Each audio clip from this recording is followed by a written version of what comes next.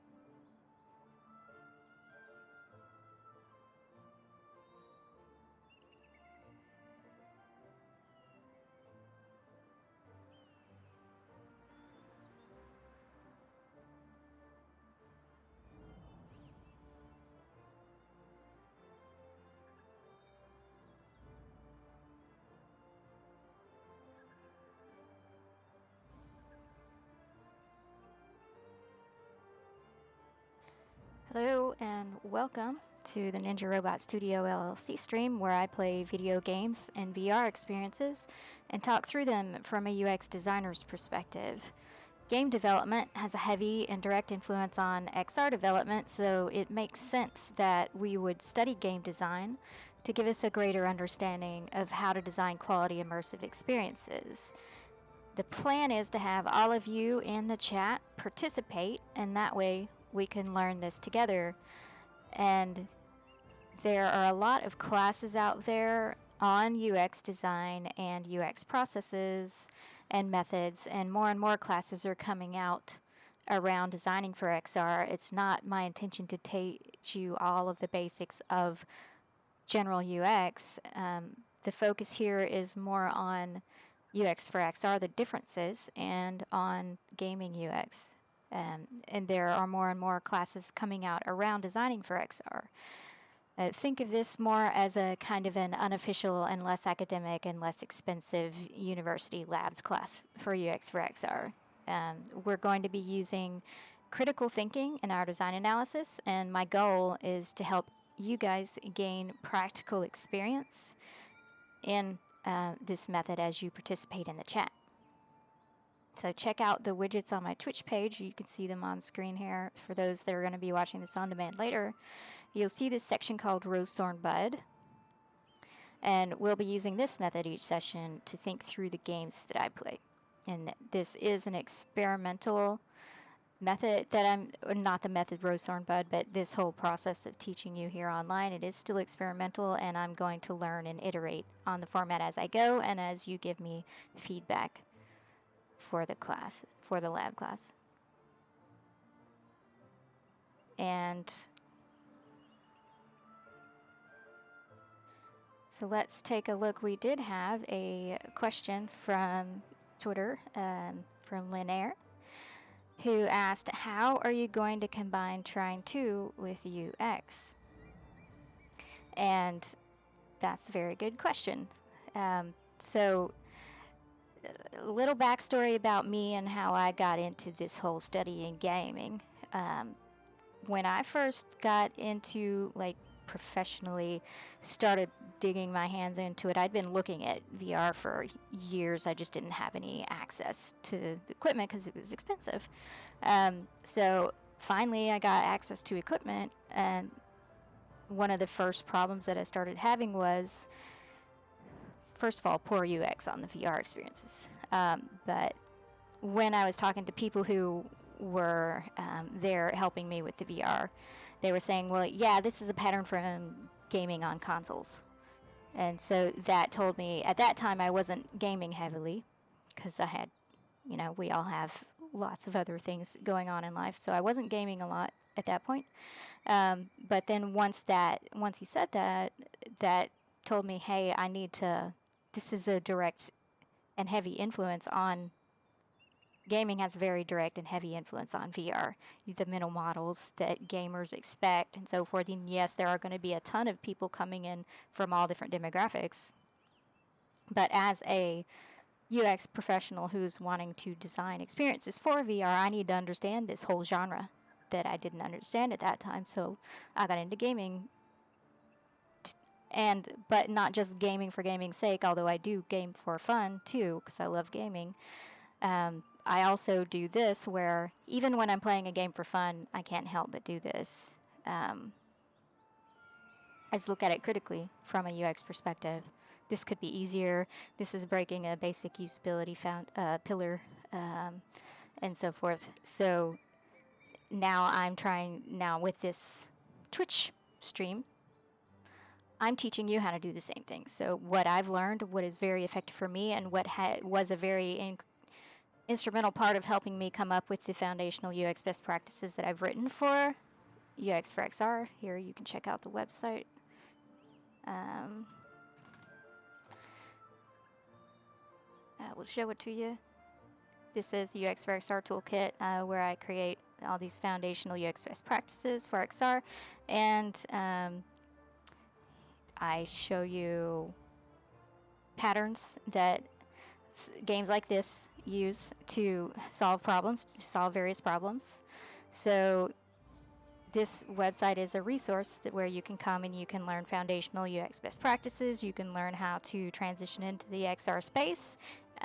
Mostly it's from a designer standpoint because that's where I came from, and so I'm telling my story from that perspective. But there is useful information in there for anyone from project teams. And you can learn how other games, other people solve problems, like this one, like we're playing today. How did they solve various gaming problems? And one very instrumental one that we're going to talk about today is motion sickness. That is a very big issue in VR. And talking about the differences in UX for XR, and not teaching you foundational UX methods because there's a ton of resources out there for that, but this is more teaching you the differences in how it is for XR. How does it differentiate? And so you can check that website out, but gaming is how I was playing lots of 2D games. I was playing VR games. I don't have access to mixed reality like HoloLens or anything, so I wasn't able to do that side yet. There's still hope, but one day. But right now it's mainly VR because that's what I have access to. Microsoft has wonderful best practices out there already for HoloLens that you can check out on their developer portal, mixed reality portal. And so if you want to learn more about the HoloLens side of things. Same thing with Magic Leap. They've got their own portal. I'm not sure if they have actual best practices because I don't remember if you have to pay to get into that. I'm assuming you do since I'm not in it. I will check it out again though and see if that's right. I know for Sony VR, you see the headset in the back. You do have to pay to get into their developer portal. So I'm not in that one. But yeah, Oculus is free and Microsoft's is free. At least to get to the best practices. So anyway, that's why I game. And so Trine 2 is we're going to study the game and look at it critically to see what is good, what works, what doesn't work, what could be better, how would that translate into XR. So that's for each game that we play each week, we do that little exercise. And thanks again for that question. I really appreciate it. And please do send in your questions. If I see them, tag me like Lanier did and make sure I see them. And I do pay attention to what's going on the YouTube comments. So also make your comments on there. I will respond as soon as I see it.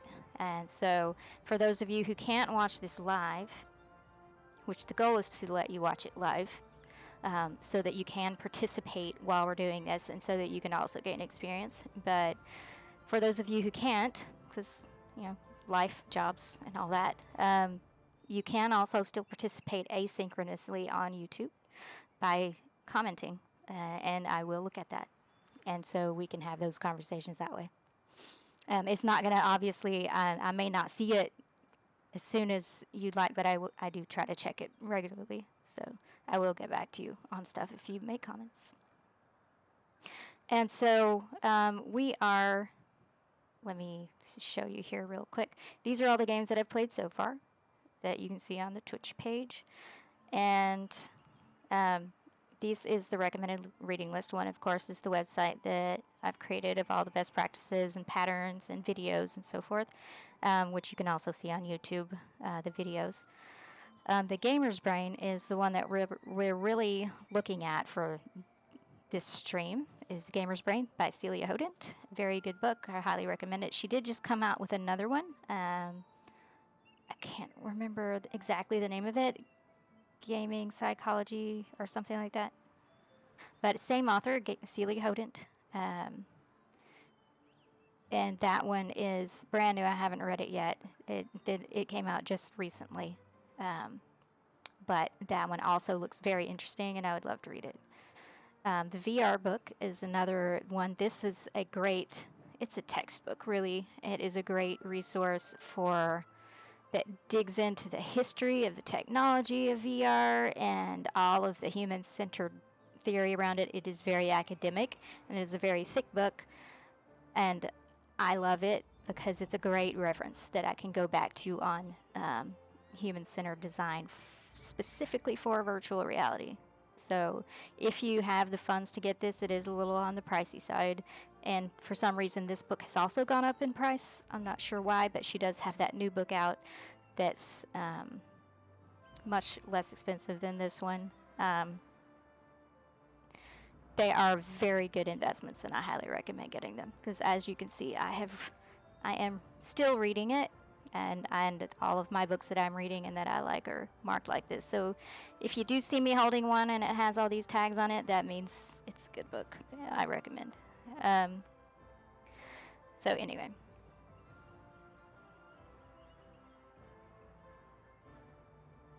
And so we are going to be, so each week we have been reading a little bit out of The Gamer's Brain. We have been going through some common gaming misconceptions. Gaming UX misconceptions. A few weeks ago, we talked about UX, how UX will distort the misconception that UX will distort the design intents and make the game easier. And a summary of that is that the whole point of UX is precisely to help developers accomplish their vision, certainly not to distort the design intent. So good UX practitioners don't have any kind of agenda of their own that they're trying to push. And they're actually not invaders trying to take over. We are here to help. We come in peace. And the second misconception is that UX will restrict the creativity of the team. And to sum that up, Orson Welles, sorry, my voice is going out already. Orson Welles, the filmmaker, said, he was credited once with having said, "The enemy of art is the absence of limitations." UX practitioners won't hamper the team's creativity. They will simply reveal more constraints that artists have to take into account. Let those additional limitations stimulate your creativity even more. And Kim Library, who is the Chief Technology Officer at Epic Games, has a quote in here that says, "UX analysis gives us the tools to have an unbiased scientific view on how our consumers are reacting to our product.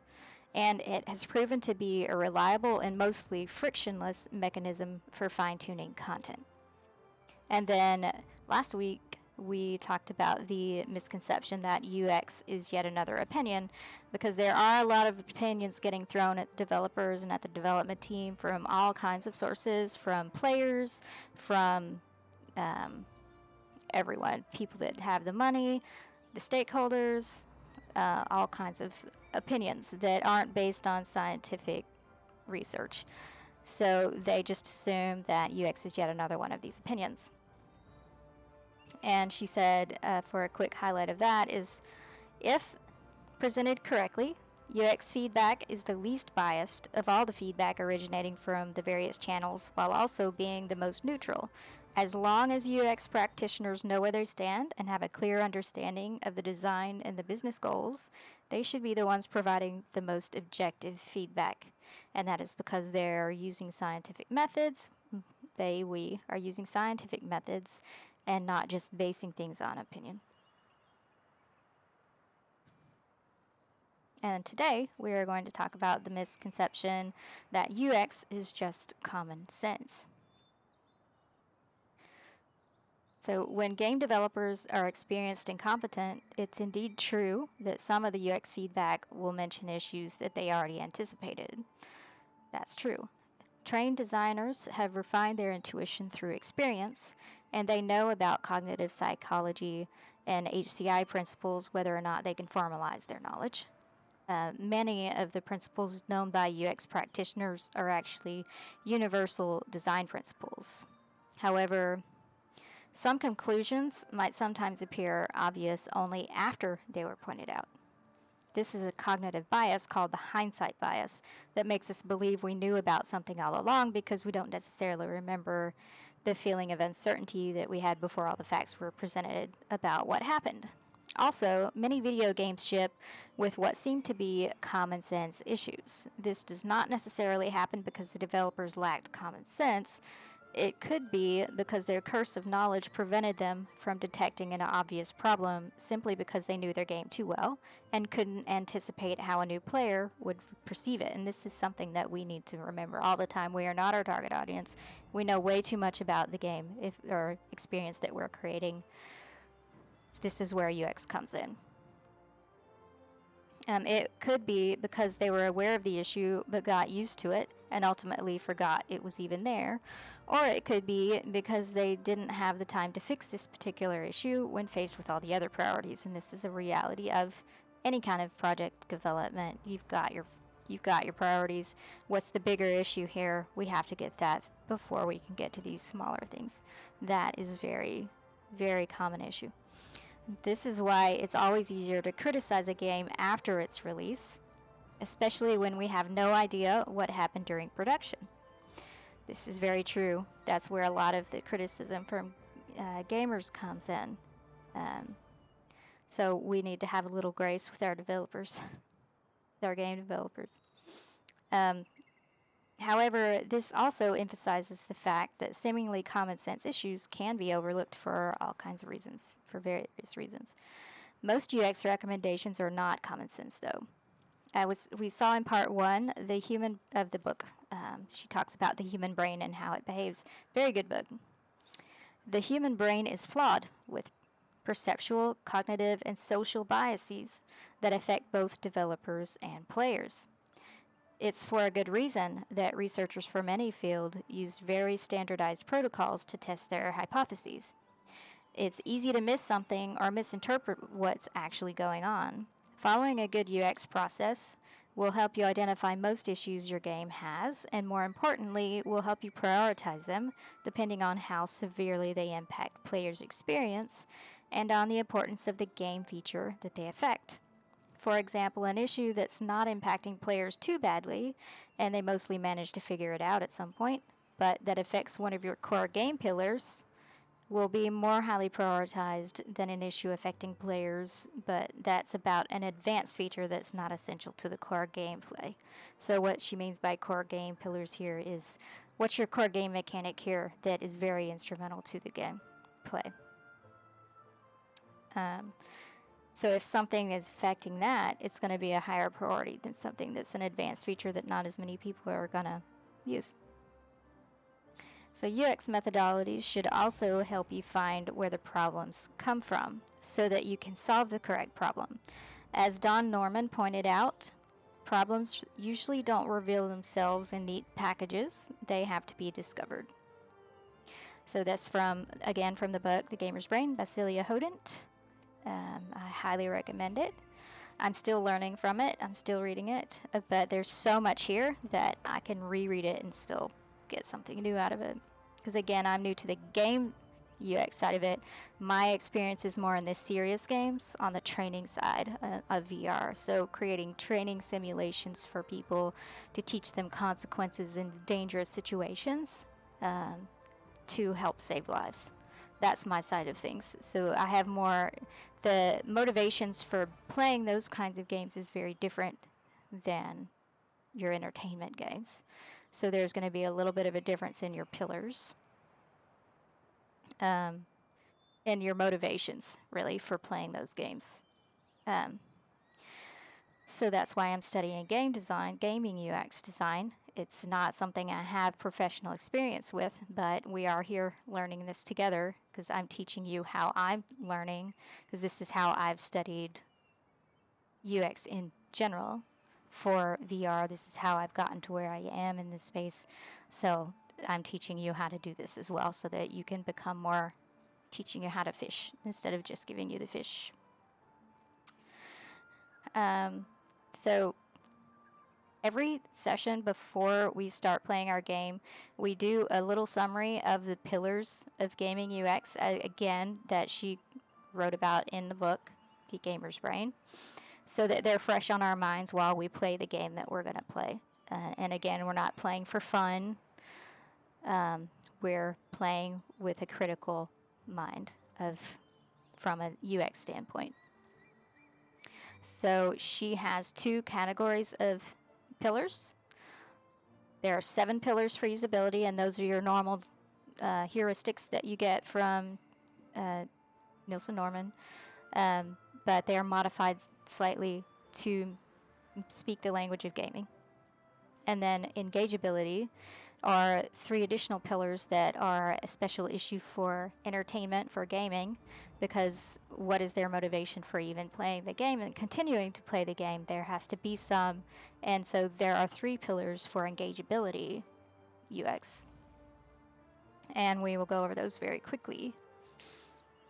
And again, if you have questions or if you have feedback about something or want to add to what I'm saying, feel free to do so in the comments, in the chat, and so forth.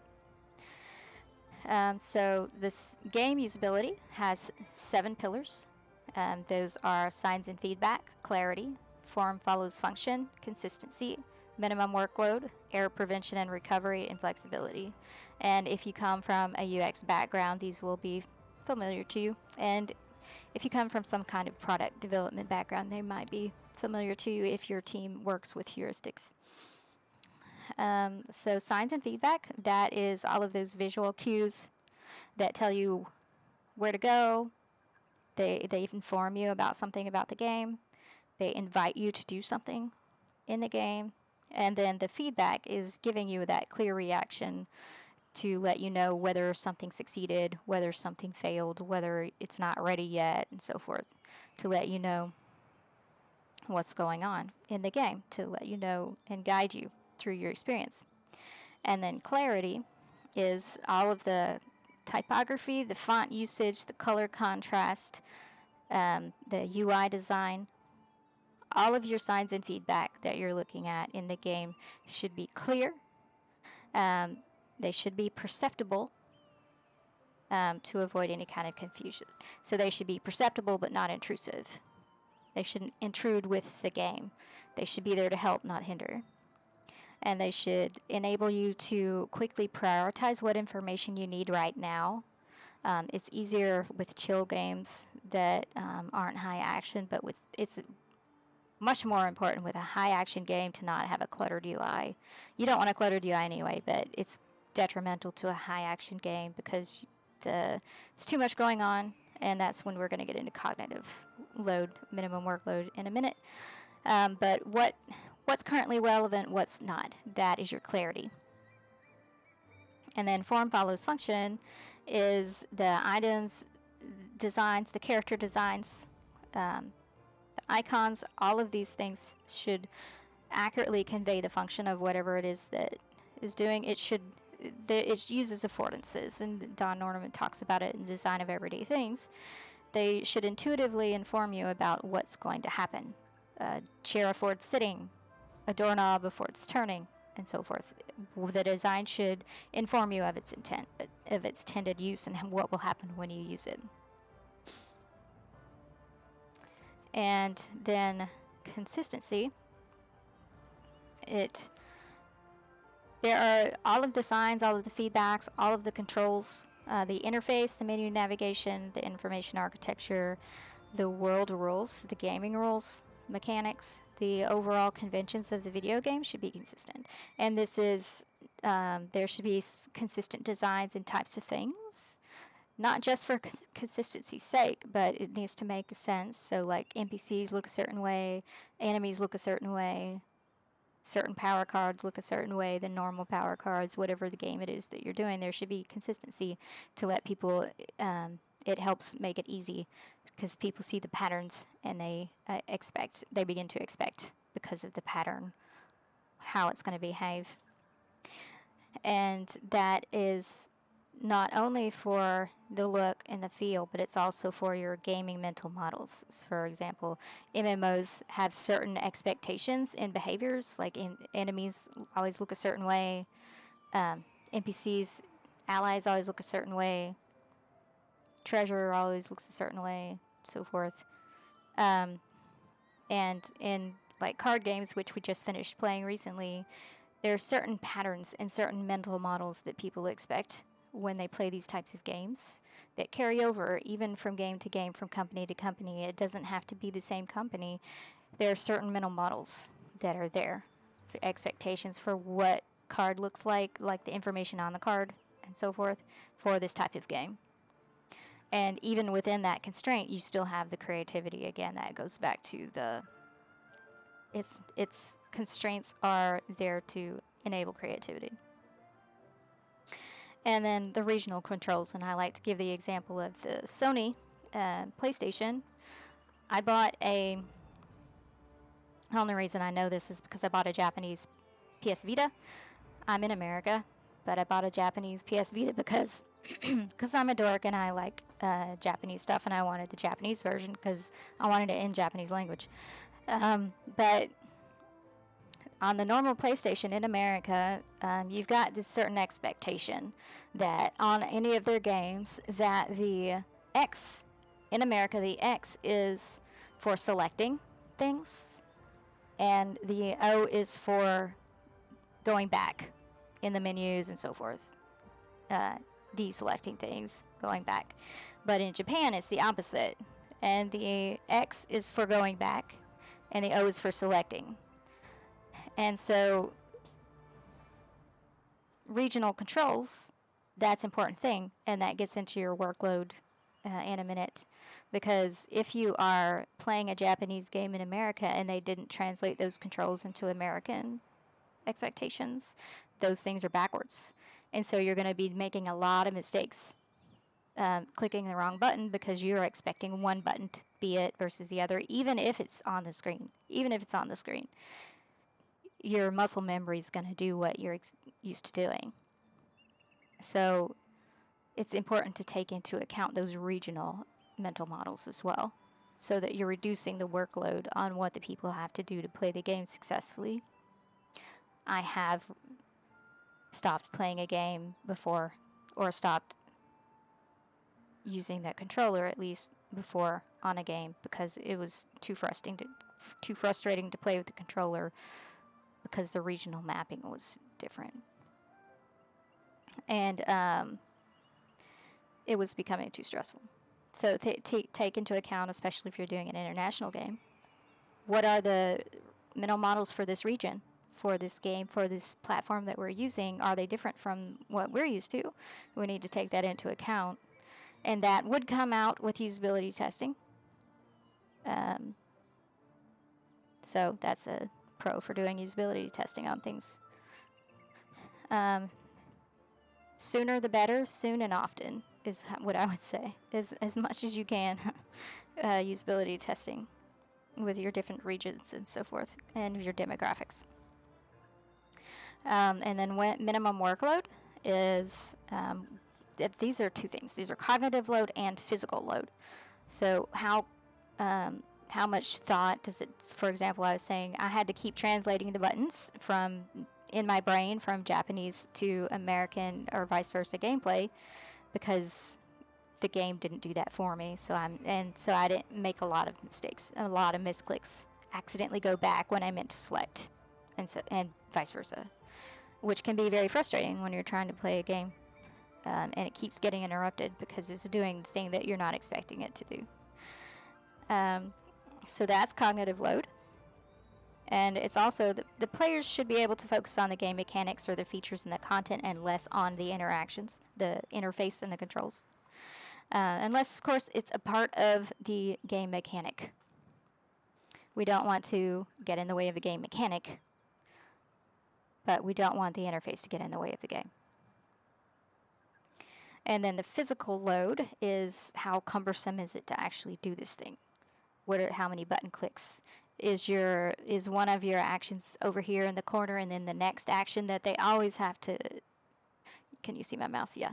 And the next action that you always have to do is way up in the top left. Why? Those should be together if they're a combination thing, because this is too cumbersome. Unless, of course, it's a game mechanic. If it's a game mechanic, then fine. But you have to think through that to make sure. They should not be cumbersome or overcomplicated unless they're part of the design. And one of the examples that I like to give is if you're playing in a boss fight and the boss gives you the condition of confuse, you could set the controllers to where they do things unexpectedly because you are confused. And that is a game mechanic. And so that is when you would want that to happen. But when you're not under this condition of confuse, things should behave the way the players expect them to. And they should not be overly cumbersome. And then error prevention and recovery. The simple one about this is save. Anticipate what errors players could make and prevent them from happening for tasks that are not core to the experience. So autosave versus save versus if they exit out of the game, is it going to tell them they're about to exit out of the game, or is it just going to suddenly exit and they end up losing 2 hours of game content because they accidentally exited? You want to prevent that from happening.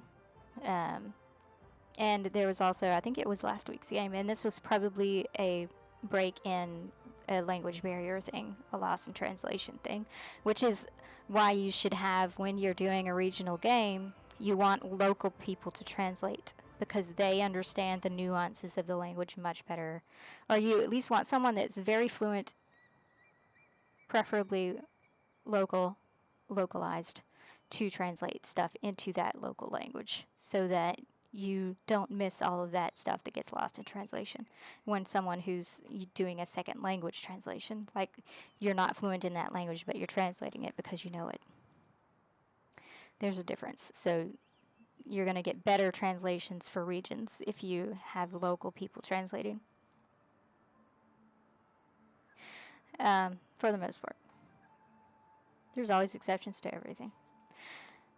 But there was a quit for the menu and there was a quit for the game, and I wasn't sure what was going to happen when I hit quit on the menu. Am I going to exit out of the game? I don't want to exit out of the game. I just want to exit out of the menu.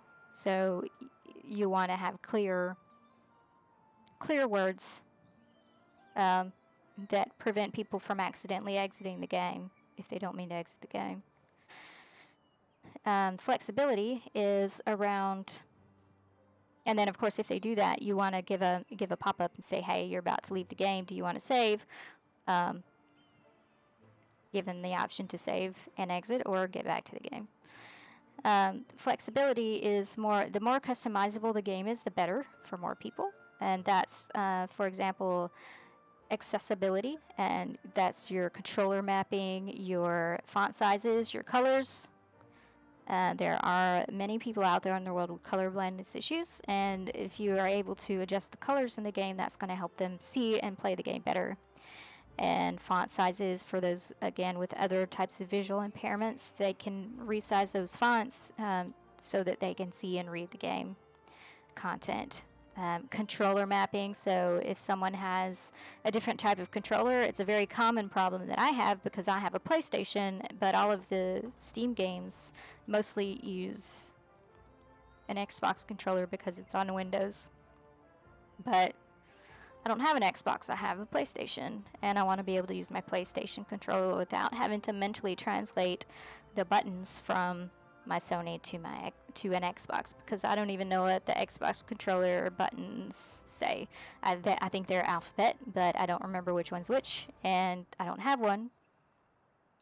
Same thing with Nintendo, because I think that's another option is a Nintendo. But give flexibility of the game controls, and this is something that's coded in when you're creating the game. And we'll see this with the game that we're playing today. It's an older game so of course they don't have as many options because it wasn't intended for it. I'll give them the benefit of the doubt on that. But there are things that we could do later to retro in potentially. But again, that's a development decision. I don't know what else was going on, so they may not have thought about it. They may not have been able to. Don't know. But we will talk through it. So the more flexibility that you put into it, the more people can play, is what I'm saying. And that includes language, audio settings, difficulty levels. Some people just want to play for fun and want to relax and chill and not get stressed out because they keep dying, whereas other people want to do or die. Different people enjoy differently, and we want to be able to give them that flexibility wherever possible, and give them those accessibility options. And then we have 3 pillars of engageability, and those are motivation, emotion, and game flow. So motivation is what is keeping them playing this game, what is motivating them to play this game. You want to... Some of the main things that research has shown that you want to satisfy the player's need for competence. That's something I really care about, is feeling like I'm competent in a game. Autonomy, relatedness, what is the motivation? How do they relate to this game? And focus on the meaning. What's the sense of purpose and the value and the impact of playing this game? And that's for anything that the player needs to learn or to do. And you want to offer meaningful rewards and account for the individual needs. So, for example, if you're brand new to a game, like an action game, you're more likely going to care about healing potions and gear than you are about crafting supplies, so that you can stay alive, especially if you can't craft until level 10, but you have to get to level 10. You shouldn't be giving them crafting supplies yet. You should be giving them things that they actually need. Gear, money to buy gear, XP, healing potions. Those things are more rewarding and more meaningful to them at lower levels if they can't even craft until level 10. So pay attention to when you give rewards, what kinds of rewards you're giving, so that they are going to motivate them to keep playing. And then emotion, what does the game feel? This is the polish of the game. All the things coming together in the polish. There are the 3 C's: camera, control, and character. Presence, the physical reality of the game, all of that polish that comes together to bring about emotion and tone and mood. And you're listening to the music of this game right now. It has this kind of adventurous, fun tone to it. Friendly. It's a tone that you're feeling. And lighting, sound, all of these things come together. The tone of the NPC's voices, narrators' voices, all of these things work together to create your emotion. Game flow is the level of the challenge or the difficulty curve as you play the game, and the amount of the pressure, the pacing, the speed of the game. And it requires distributed learning by doing. And so it's always better to let them learn as they go by doing as they're playing, instead of throwing everything at them up front and expecting them to remember it for the rest of the game. So those are the things that we need to keep in mind while we play this game that we're going to be playing today. And that game is Trine 2. There is a series. This is one of many, apparently. And let's read about it. This is a puzzle platformer, and this is a 2D puzzle platformer. There is a free demo if you want to check it out on Steam. There is a free demo. I saw the button somewhere. There, download demo right there. So if you want to check it out, and there are other versions too. But this is a side-scrolling game of action puzzles platforming where you play as one of the 3 heroes who make their way through dangers untold in a fantastical fairy tale world. So Amadeus the Wizard, Pontius the Knight, and Zoya the Thief join them in their adventure full of friendship, magic, and betrayal. And this is talking about the expansion and everything. So this is the game we're going to be playing today, so let's get to it. This game, we have been playing platformers. And one of the main problems that I've been having so far and we've been playing 2D platformers, and so this is sad, but I get sick even in a 2D game. So if I get sick in a 2D game, I'm definitely going to get sick in VR. But one of the problems that we were having was that the way they designed the game, the platformers that we've played so far, is that they attach the character to the camera so that every time the character moves, the camera moves. And it was also zoomed in kind of close. So there was a lot more motion going on. And so I would have to step back physically from the game to have more stable real world in my periphery, because periphery is one of the big things that affects motion sickness. Is I would have to stand back since I couldn't zoom out of the game, I had to stand back because of all the motion going on in a platformer game, especially when you miss where you're trying to land. So I can't play platformers that are designed that way for very long, because I'll get sick and it'll ruin my day, and I don't want to feel bad, so I'm going to stop playing the game. So something to keep in mind is, are you attaching the camera to the character even in 2D games? And so we will be thinking about, how does this translate into VR platformers, because there are VR platformers out there of all kinds, and we're going to be playing some starting in a couple of weeks. Because we're going to do one retro platformer, at least one retro platformer, before we get into VR. But this game has a different approach to how they do the camera, and potentially partially because this is a 2D platformer instead of a 3D platformer.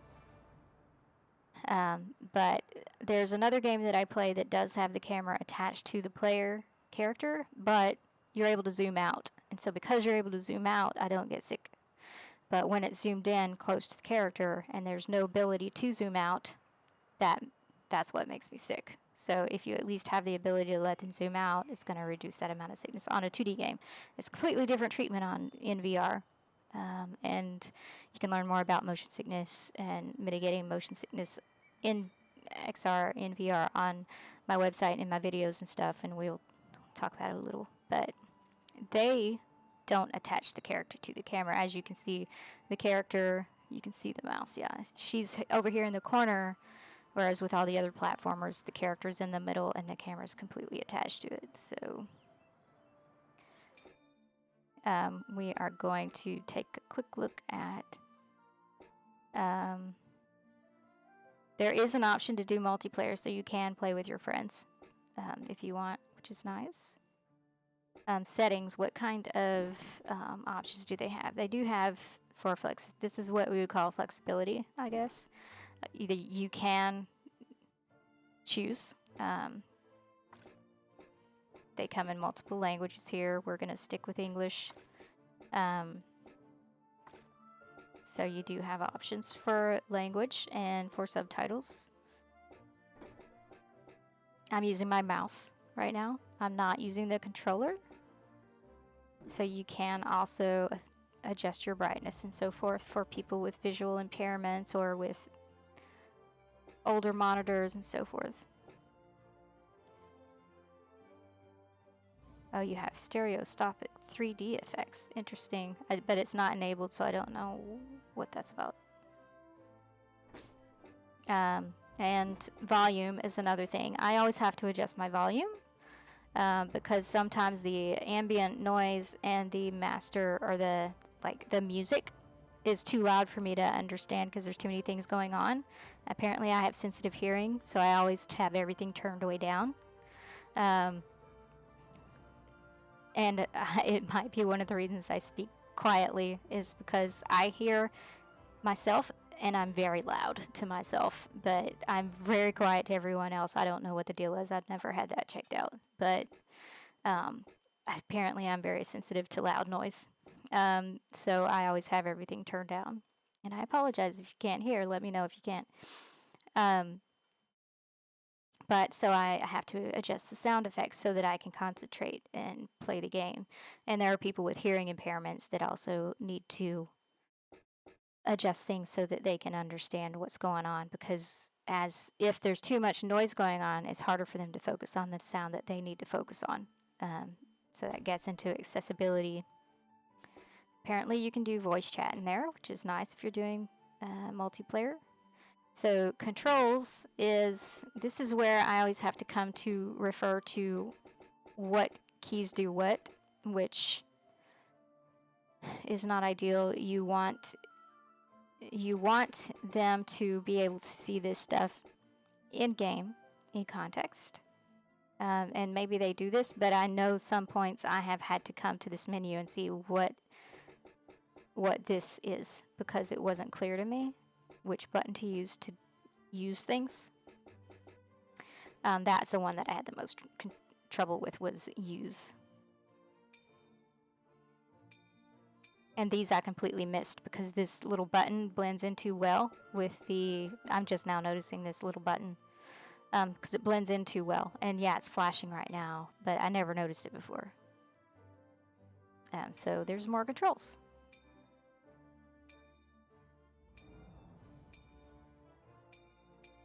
And I'm not going to remember all this stuff. Sometimes when I play a game with computer, like keyboard and mouse controls, I have to have a separate list of all of the key bindings to the side so that I can look at them without having to stop the game and look into another section of the game. I've learned I have to do that because they don't always do a good job of teaching you the key bindings in the game.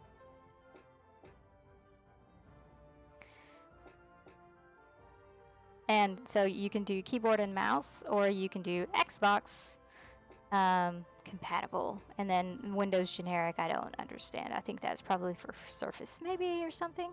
But I have tried this one, and I had to turn it off because you had to go in and manually set your key bindings for the controller, and since it's out of context, I didn't do a good job on them, and so the game wound up being completely unplayable with the controller, because again, this is for the Xbox, not the Sony, so it was unplayable for me. So I had to switch back to keyboard and mouse, which is not my preference. I don't like playing with the keyboard and mouse. I like playing with the controller. For multiple reasons, and it's not just I know some people that play with keyboard and mouse insist that this is the best way to play, but again, you have different people with different brains, different ways of thinking, and with different physical needs. So I have very small hands, so a controller is easier for me than a keyboard and mouse. And also, as we'll probably see during the gameplay, I tend to white knuckle things. So when I'm white knuckling the keyboard to do certain actions, my hands end up hurting. And so then you get into ergonomics and into physical strain. And so it's easier, my fingers start hurting. Seriously.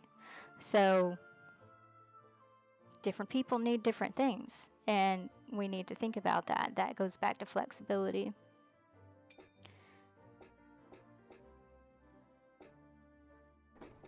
And so we're going to just start a new game so that you can see how this goes.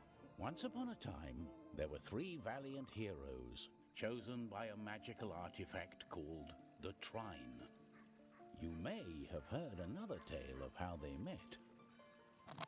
Let me tell you a story of their latest adventure. Something mysterious and magical was taking place in the forest. First of the three heroes was Amadeus, a wizard. Not perhaps the bravest or the most powerful, but he was clever and sensible. Then there was Pontius the knight, fearless protector of the realm, who loved good food, drink, and battle. Last but not least was Zoya, a thief. An entrepreneur. An entrepreneur. She was mysterious and only seen as a passing shadow on a cloudy night. I like the storybook because you can read along as the narrator reads along. Brings back some nostalgia to childhood if you were able to get that as a child. If not, here you go. Here's a storybook time. And this also reminds me of one of the VR games that I was wanting to play, but technical issues are such that I don't have the equipment to get the Quest 2 stream. So I don't have the equipment because the sound doesn't come through. And so if you have suggestions for that, because I would love to play Moss, I can't right now because I don't have the equipment because it's on my Quest. And I really don't want to have to buy it on yet another platform. So I can't do it right now. So if you have suggestions and help for how to get, I have been able to get it to where it streams through SideQuest onto the PC, but there's no sound. And then I don't have the sound equipment to get the sound, to pick up the sound from the headset to get you to hear it, and that's the issue. And I also have it on PlayStation, so then that's another reason. Yeah, I don't want to buy it yet again. I already have 2 licenses, and that it's frustrating that they don't allow cross-buy, so that you just buy it once and you can play it on any platform. I wish this is something you should consider also when you're creating games is, can that be a part of your pricing model to allow cross-buy? Because a lot of people have multiple devices, then they want to be able to play this game without having to buy it 10 times. So, but I also don't have the equipment to get PSVR to stream this way right now. I would have to figure that out, and I haven't yet. So if you have advice on that, sure, send it to me. And then we can play Moss. But there are some other games that we can play. But this is reminding me of Moss, or I guess since this came first, probably, I'm guessing this one came first. Moss may have gotten their inspiration from this.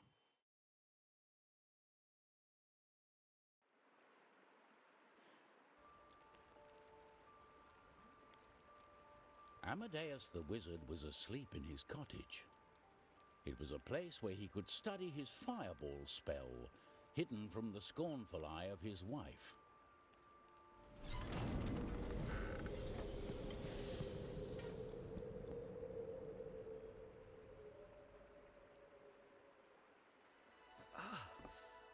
Turn it off. I'm sleeping here. What is it? Who's there?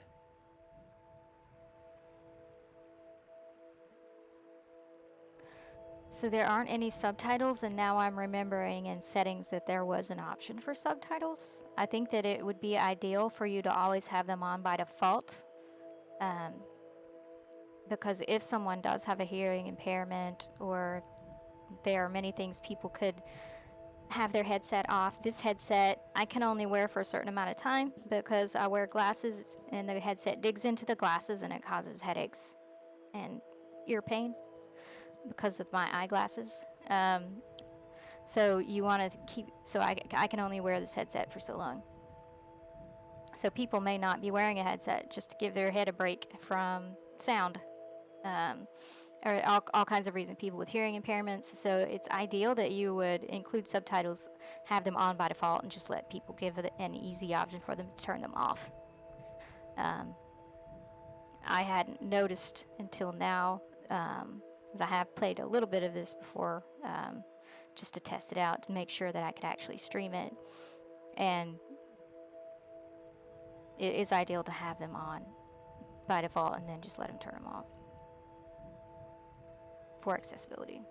And we're using the keyboard, but this is breaking the mental model a little bit, at least for people that are used to playing 3D games, because W does not move you forward. Because it's a side-scrolling game, you have to use the D to move forward. So at least the way my brain's working is, if I want to move forward, I want to use the W, but the W's not going to move forward. The W's going to jump, and the keyboard jumps. So, and then the A goes backwards. S isn't doing anything. Because this is a 2D platformer, you can only go forward, back, or up, or down. So you can't go. So A is not being used at all. At least I haven't come across where you would need to use it. Okay.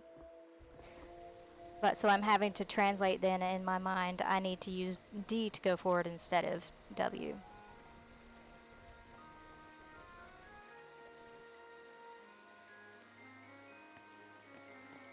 How very strange. Let me see, how do I get the menu? Let me see if I can turn the subtitles on. Was that language? Okay.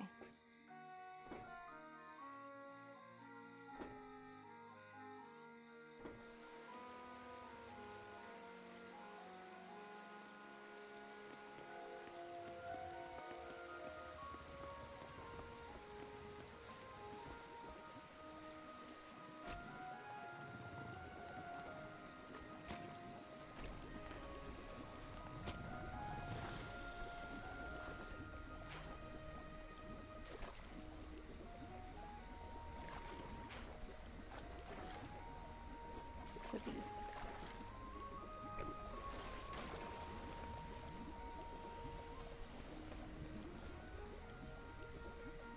And it's a puzzle game, so you have to figure out something. You have to solve.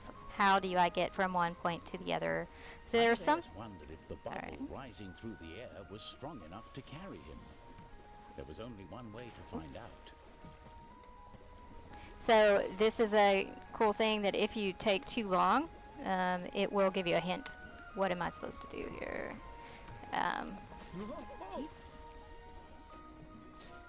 The path ahead was blocked, but this wouldn't stop the great wizard Amadeus. With his magic, he could lift objects.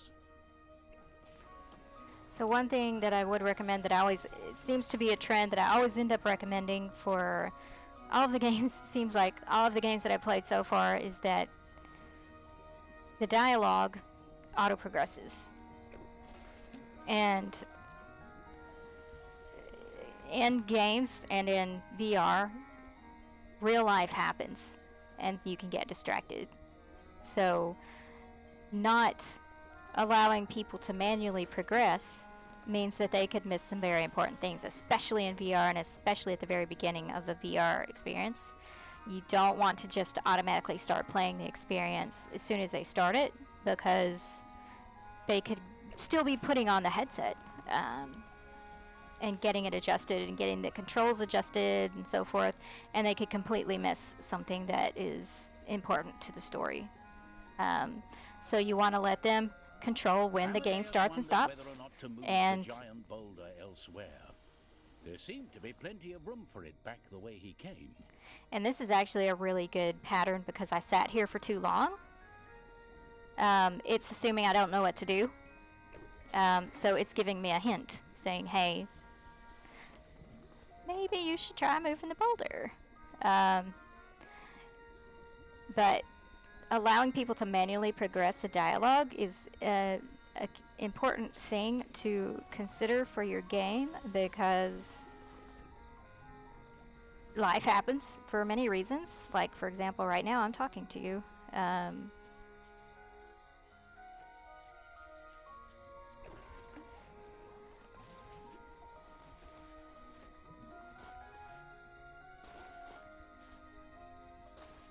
get you up there.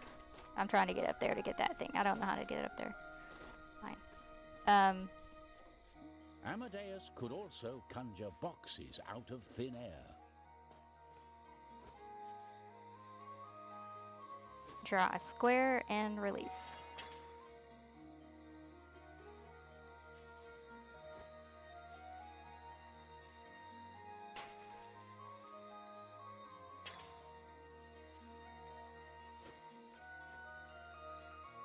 So I'm going to see if I can get up there and get that one. Yes, I can. Can I get the other one? Nope.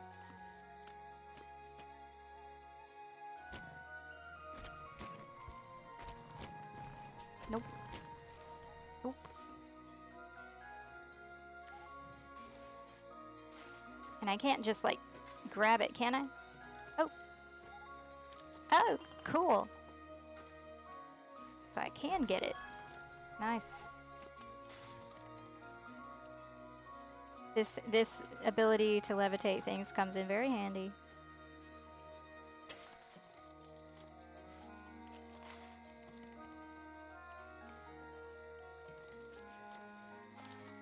And that's why I'm saying my fingers, I'm white knuckling it. I'm pressing too hard because I'm not used to using the keyboard as a controller.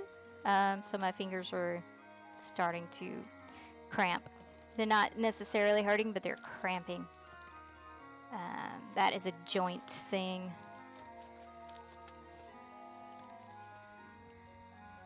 I think I was in the middle of saying something. Forest, leading Amadeus further. Torn between fear and wonder, he followed.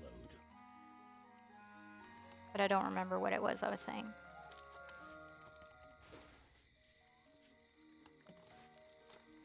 Ooh, maybe I can get up there.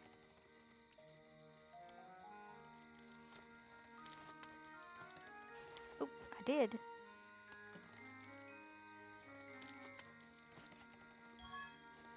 Very cool.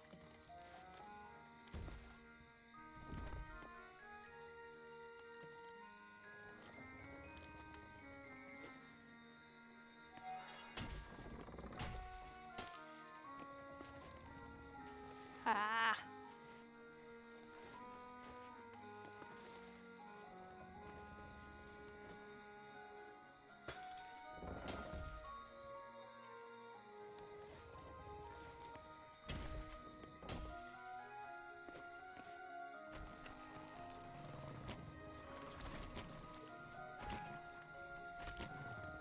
Not quite.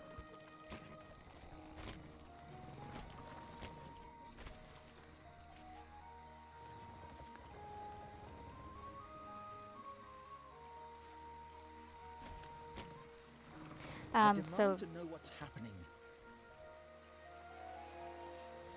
The Trine. Not this again. Huh?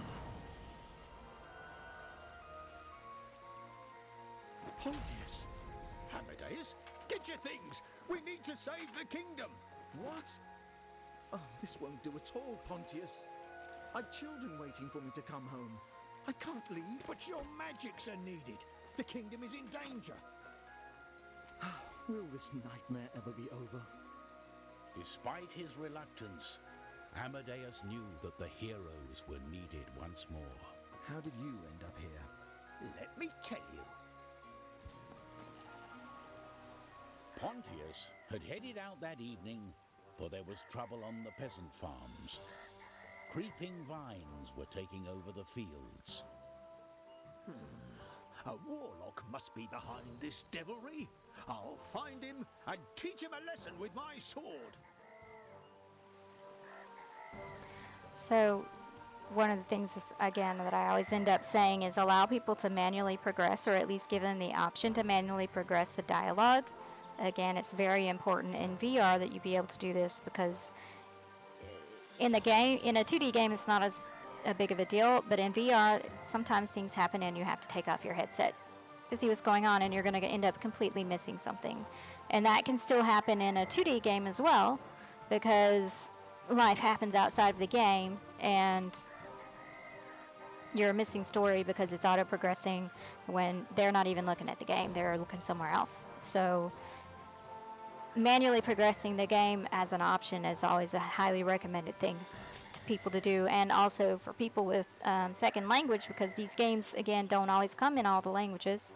If you're dealing with someone with a second language or with somebody who has a cognitive impairment, it's going to take them longer to read and to understand what's going on than someone who does not have these impairments or does not, or is watching this, playing this in their native language.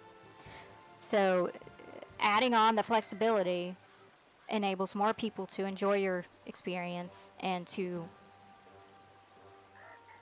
play the experience successfully.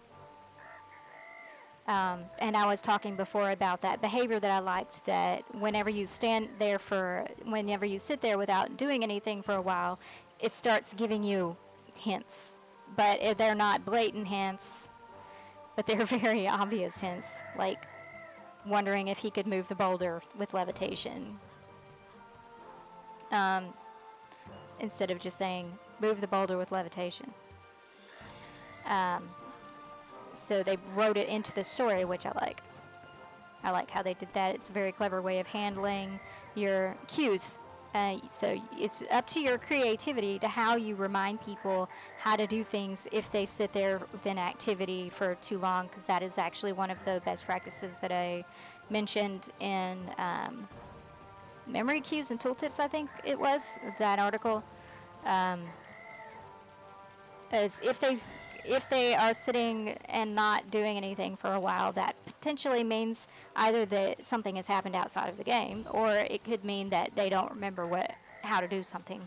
So then, in that case, or they can't figure it out if it's a puzzle game. So give them a hint, and there are many different ways to do this.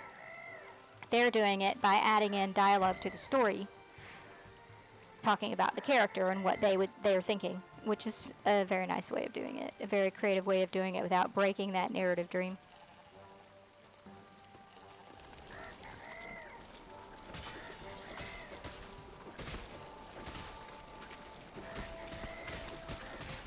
And as you can see, the character is not moving directly with the camera. It's off a little bit.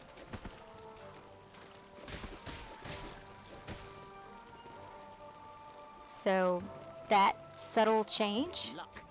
There'll be pumpkin pie for dinner tonight.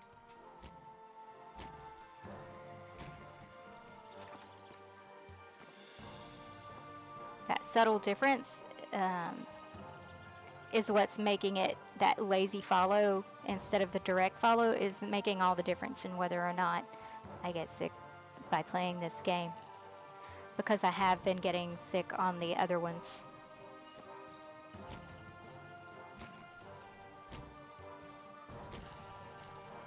Pontius searched the farm, but saw no one there. The nasties must have fled at the sight of me.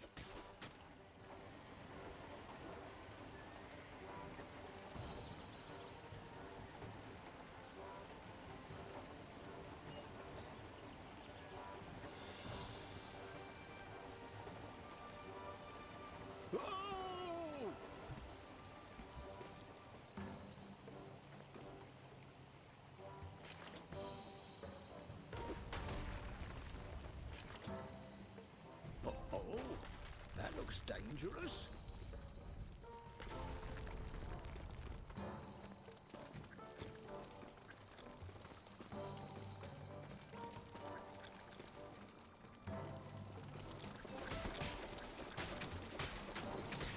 Blasted weeds.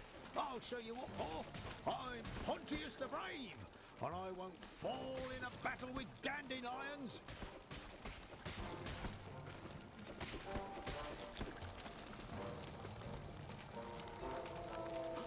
The Trine! Pontius had never understood what exactly the Trine did, but he knew that the artifact was there to help. And so Pontius felt happy. He couldn't think of a better quest than saving his kingdom. Late that night, Zoya was concealed in the shadows, hidden from the shimmering moonlight. So if you pay attention, they are using, their environmental design is very thoughtful, and it's wondrous. They have all these glowing lights, this adventurous music. All of these things are working together to create a mood. And so it's very important to pay attention to these things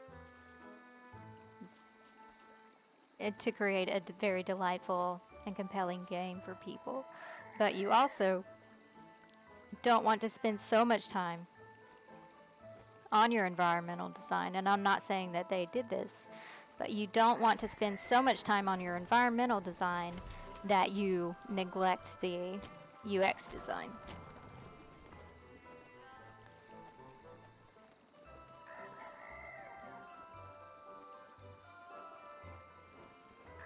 Freezing effect.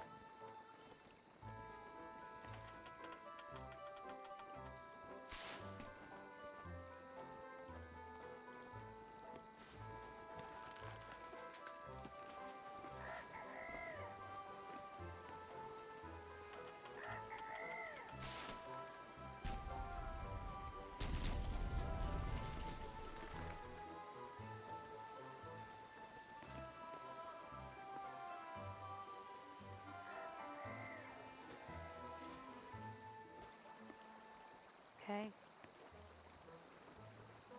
I think she is the most fun of them. Ouch. Just because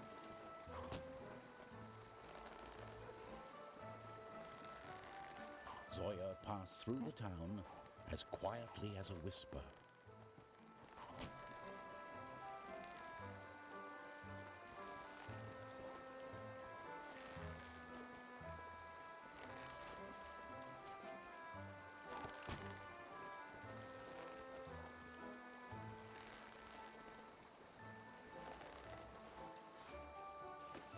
let's try that again. Okay. I like that they give you if you mess up, you can still recover. That's very nice, that they give you that option to recover. But I was saying something about UX. It's like the environment is very well thought out here, but that doesn't mean you shouldn't spend so much time on your environmental design that you neglect the UX. You want them all. You want as best on all of those things. But in XR, even a lower quality environmental design is convincing. But of course, you do want that goal of having all of these things work together in a well-polished, well-thought-out game.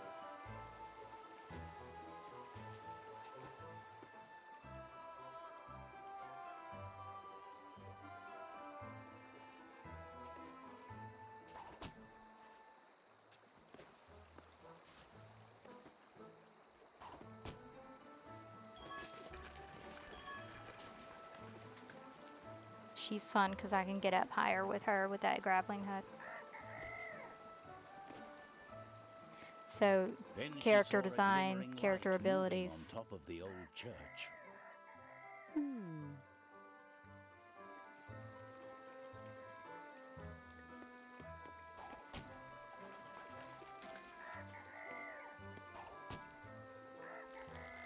So I'm using the W to wind up to go higher.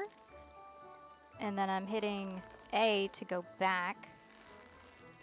S. What is S? Oh, S is going down, so now I can use S. Okay.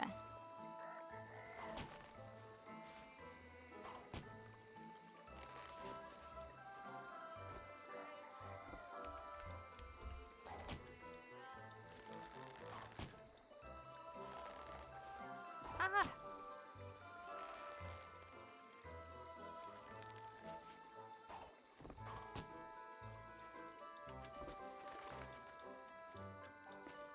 And again, they don't want to give you too many hints because it is a puzzle.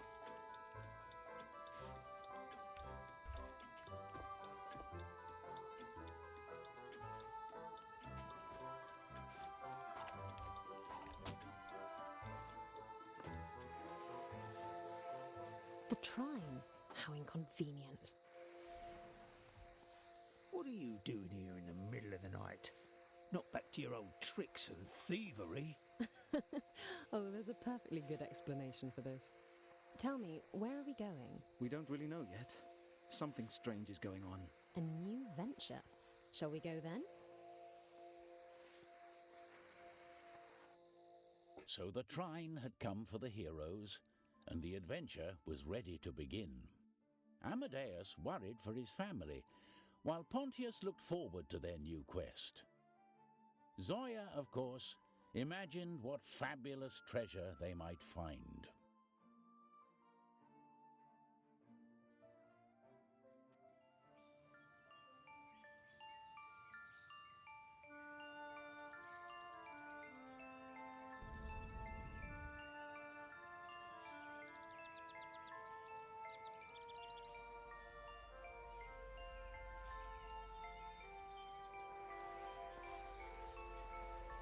You're also going to handle cutscenes differently in XR than you would in a 2D game.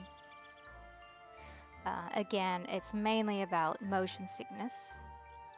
How do you handle cutscenes to reduce motion sickness? And there are some very good games that came out by, or experiences, I don't know what you would really call them, by Baobab Studios. Let me write down that and I will share those in the show notes and so forth. Baobab. How they handle cutscenes, how they handle cinematic. How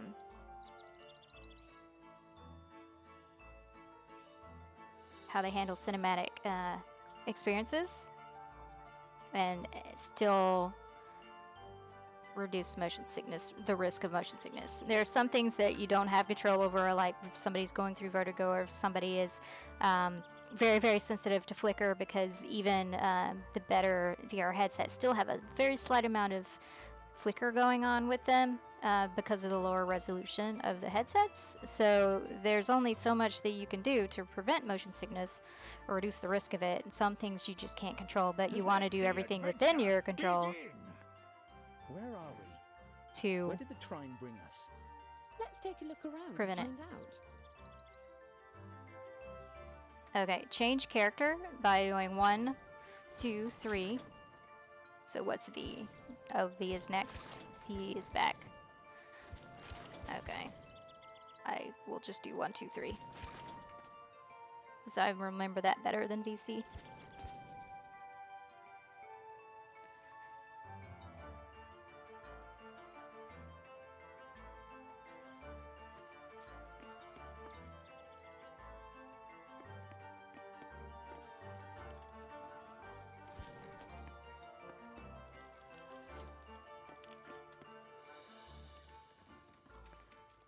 Okay, there's some spikies down there.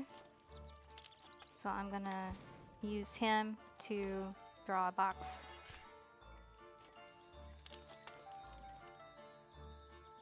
Can I drop 2 boxes? Yes, I can. Alrighty. That solves that problem.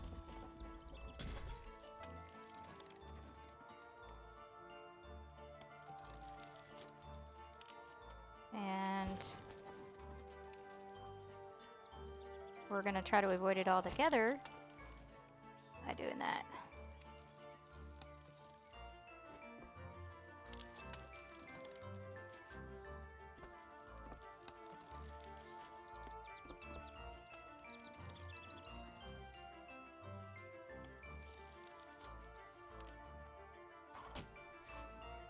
Nope.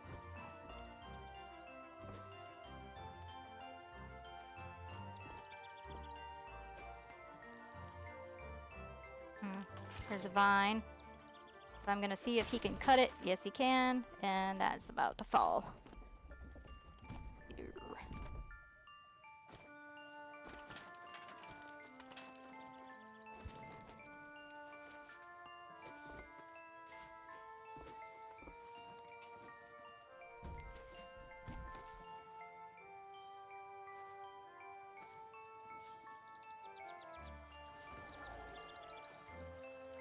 I'm not exactly sure what this is doing. I think maybe it's saving your spot, or I have no idea what this is doing. If I can use it, nope, I don't know what it is. What it's doing, or this thing. I don't know what these are. Because they're glowing and they're sparkling, so that makes me think you can do something with them. But I have no idea what. And let's see, I hear, and these things are sparkling.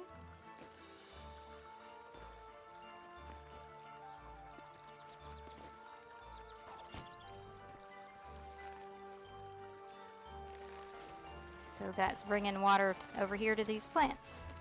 Okay. So at least one plant. So let's see if we can do something here.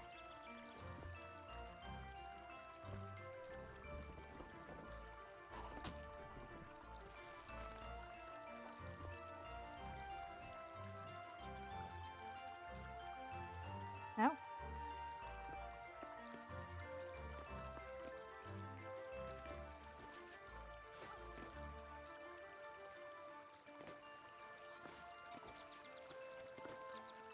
Again, I keep forgetting what button to push because I'm not used to keyboard controls.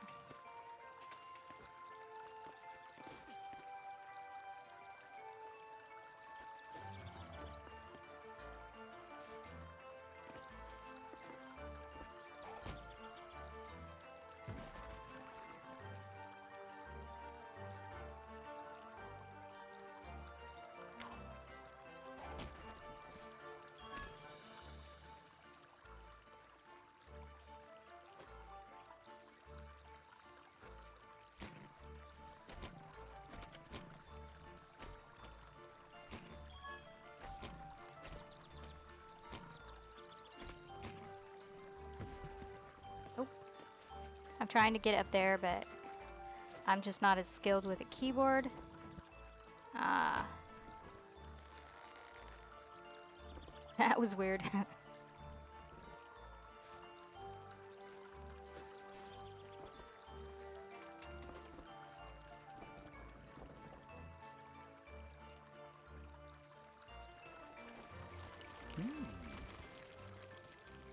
This water is really powerful. I ought to see if it works on potatoes as well.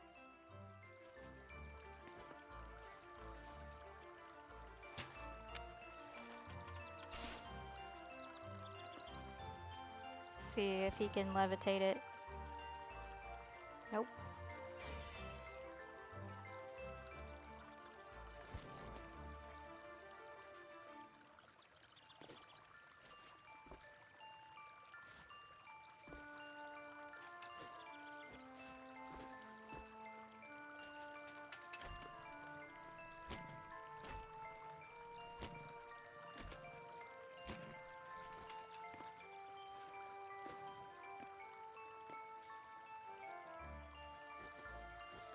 Okay, he has a hammer.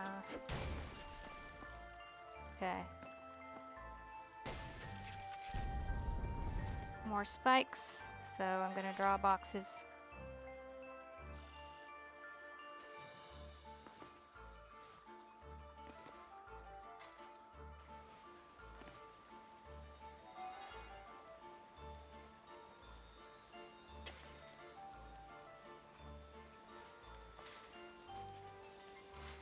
Ugh. I'm just not very, see? I did it anyway. Not very good with the keyboard.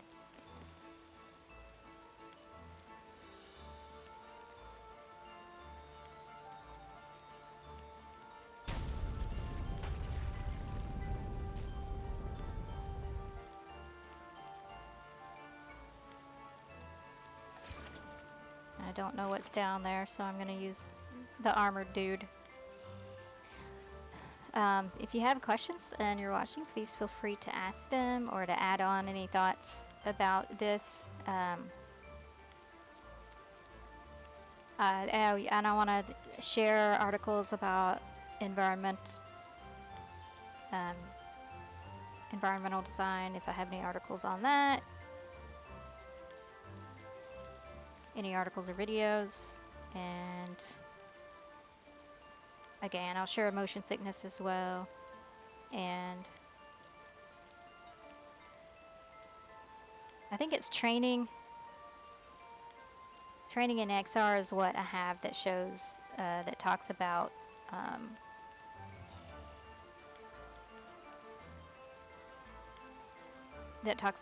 manual progression and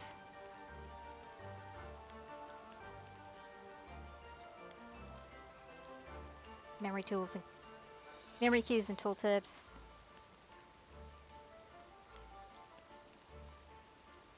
Talks about reminding them of how to do things as they go, and I do again like that if you stand for too long they're going to do some kind of hint, but they've done it creatively so that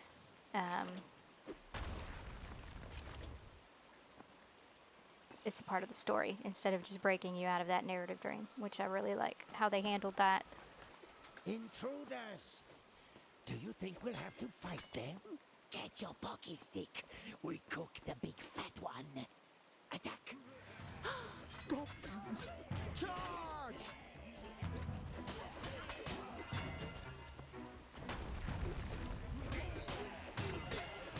And I have to use my right mouse button Is this to what we're here for? Slaying goblins? A simple, straightforward quest. use the shield. I like it. I don't.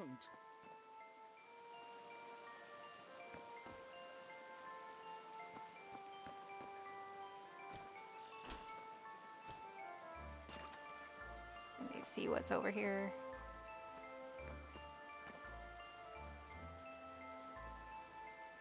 Okay.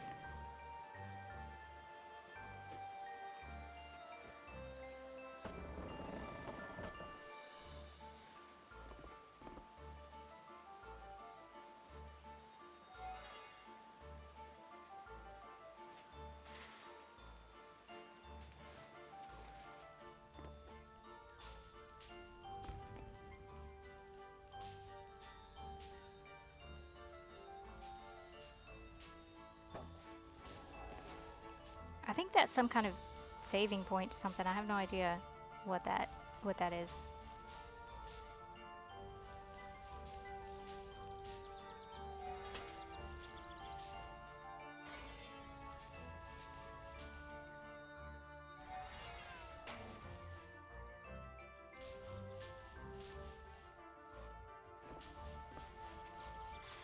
I just drew boxes to keep me from getting hit by that thingy.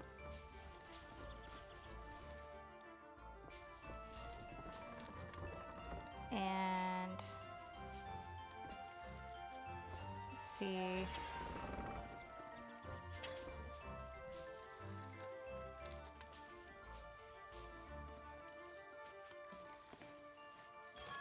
Ah! Okay.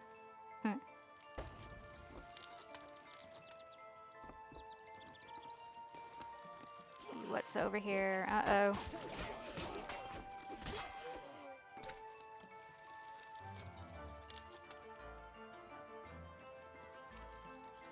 Okay. So I'm gonna use more spiky things. I'm gonna use these to block the spiky things.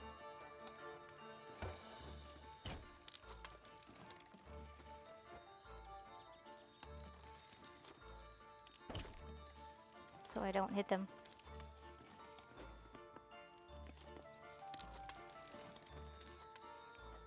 And then I'm gonna try. I think that's one of those trick ones.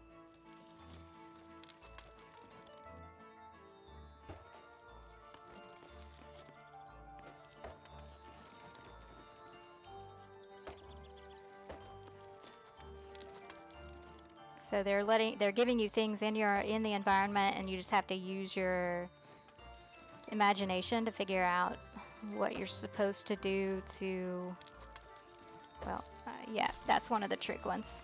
Yeah. To get past those challenges.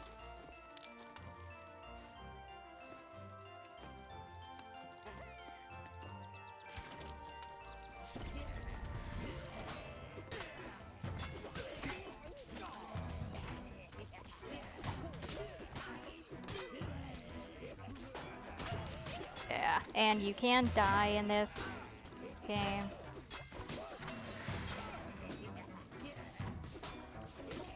Yep, just like that.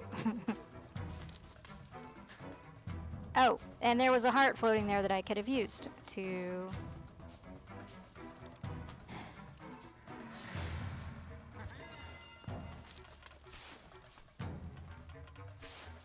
And she needs to shoot that dude. Thank you. Huh. So I guess... Oh, nice. Thank you.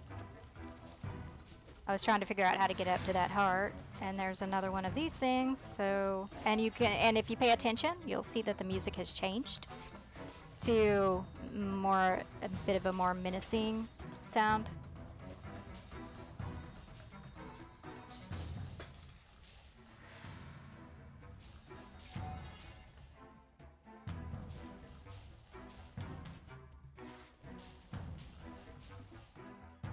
And the character that dies will stay dead for a certain amount of time.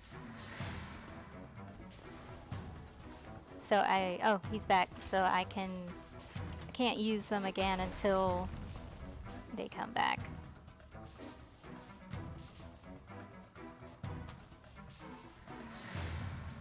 So, let's see.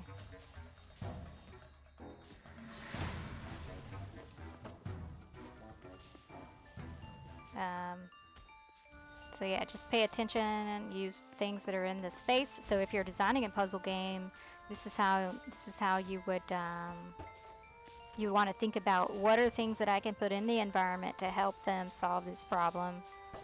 I don't know what I'm doing with that right now. I'll probably put it here for now because I might need it later. We'll see. And there's a wall that looks like it can be hit. Yep.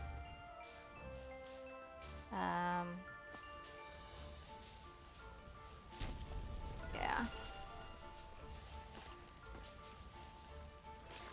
And okay, so I didn't change but as soon as so you use the scroll wheel to change the weapons, but then if I hit the right mouse button, which is what you use for shield, it just automatically switches back. That's nice. I'm gonna die. Okay. Or not. Okay, so like this is an example of where I don't know how to use something because I don't remember being taught it. So it would be good here to tell me how to use it. So I don't remember that I have to use, if I don't remember that I have to use the E button on the keyboard to use, and then I have to move with the A or the D key back and forth. It didn't teach me that. I had to figure it out. So that would be a good case of teaching them how to do something as they're doing it for the first time, is tell me what to do or show me what to do somehow, instead of just saying use the lever. 'Cause how do I use the lever? I don't know how to use the lever. I didn't learn it. So teach me. Because at first I thought that it wasn't working because I didn't realize I had to like physically move to move the lever. It makes sense now, but when you're doing it the first time, that doesn't make sense. Yeah. Is there a way to stop those?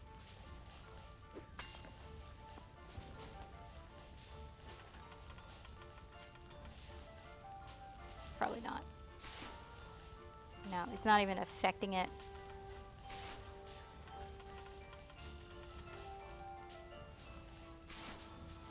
No.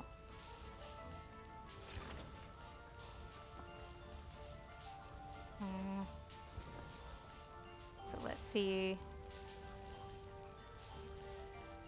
There's no room, so I can't do the trick I did before, which was draw the box and then block their thing. I mean, I can try it here and see if it'll like boom, but it's pushing it out. it's pushing it out though. So let's see what we can do here. Ow! Yep, he died. Box in the way. I don't want to change character right here. Oh, dear. Oh, okay. Well, thank you. Problem solved. Just die.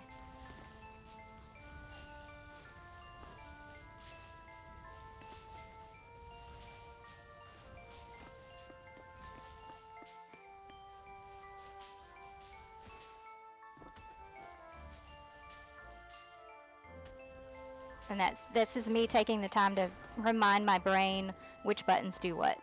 Because again, I'm not used to the. I don't know what to do with because the only one that can fight is this dude.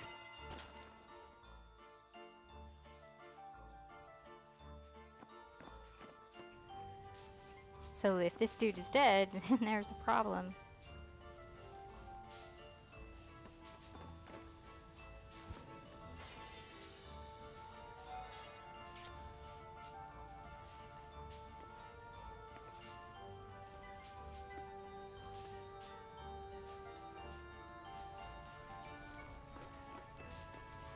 But,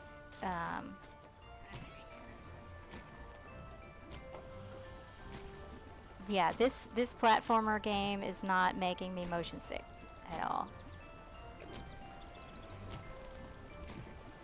Ah! Another one of those annoying people.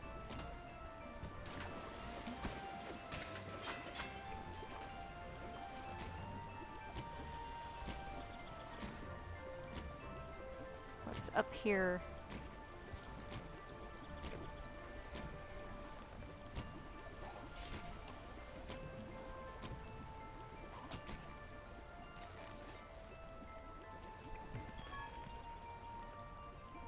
Okay.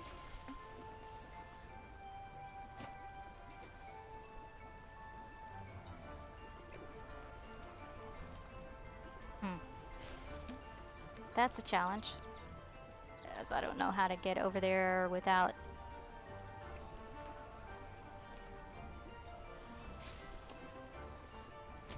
Yeah. Okay, I'm gonna draw a thingy, maybe. I can't do it while I'm bouncing. So I need to stop bouncing somewhere.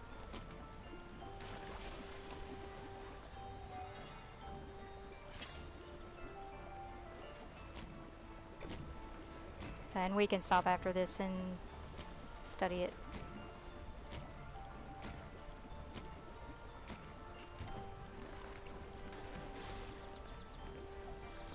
Okay. Open. But again, I have to remember which key does that. It's a mess. And that's E. So what does start mean? I don't know what that means. Okay. So we can stop here and go with our Rose Thorn Bud. This is a fun game. It's a good game. I enjoy it. The music is nice. So let's just save the game and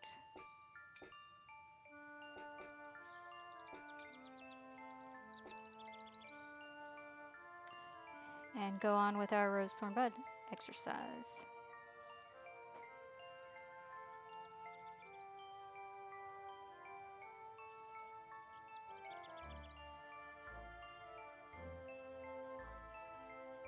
Okay. So with the Rose Thorn Bud exercise, again, this is a very quick method that you can use for anything. It doesn't necessarily have to be for analyzing games. I'm using it to analyze the game, but it can be for anything. It can be any kind of experience, thing that has happened. So you can assess how you've worked together as a team on a project. You can do retrospectives in the middle of the project, during the project, to see how things are going and how you need to improve how you work together. You can use it for some kind of amusement park thing. You can use it for anything. How was your experience at this place? How was this immersive experience? How was this game? Any kind of thing. How your team's working together, how a project's going. So you break it down into roses, thorns, and buds. And so one of the reasons that I like to use Post-its for this is that it keeps the comments very short and to the point. So it's not a time to write a dissertation. It's not a time to write a long report. This is a quick, that's the keyword here, quick way to put down your thoughts, your critical thinking thoughts about this experience.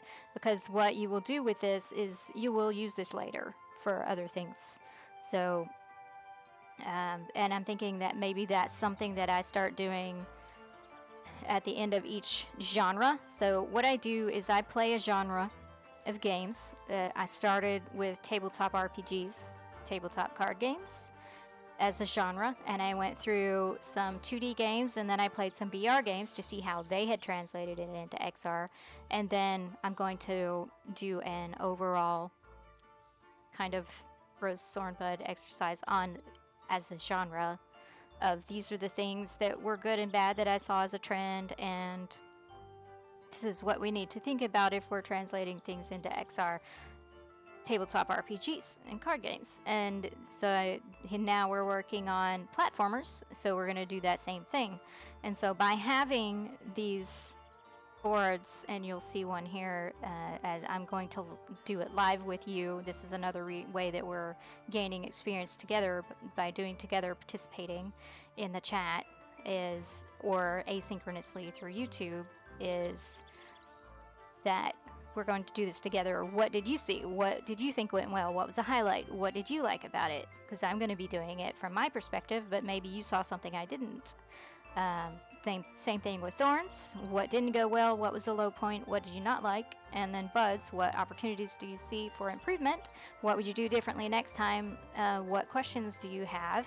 And also, this would also be where you do any kind of next steps or follow-ups. Follow-ups like a potential bug, because there's been a couple of times where I've come across potential bugs. So I would write in a Thorn, this might be a bug. This is what's happening. And then I talked more about bug reporting in Nobody Saves the World when I was playing through that one a few weeks ago. So if you want to watch that one again, bug reporting, this is, you can go check that out. But, so a next step would be to follow up and report that, do all the necessary things to report that bug. That would be listed in your buds as things to do. So one thing that we tend to do that's unfortunate is we only focus on the things that are wrong, but we also want to focus on the things that went well because we don't want to take those things away. We want to remember this actually is a good thing. How can we fix the problem that we're trying to fix without taking that away, without taking away the good things? So we want to list the good things. These are things we want to keep. These are things that are working well. And so having that list reminds us, this is what makes a good experience. Because we do want to know that. We don't want to know just what makes a bad one. We want to know what makes a good one. Because that's the ultimate goal here, is to make a good one. And then the thorns, again, are your concise list of things that are an issue. And then the buds are next steps. It's a quick, concise list. Things that are going well, things that are not going well. What are our next steps?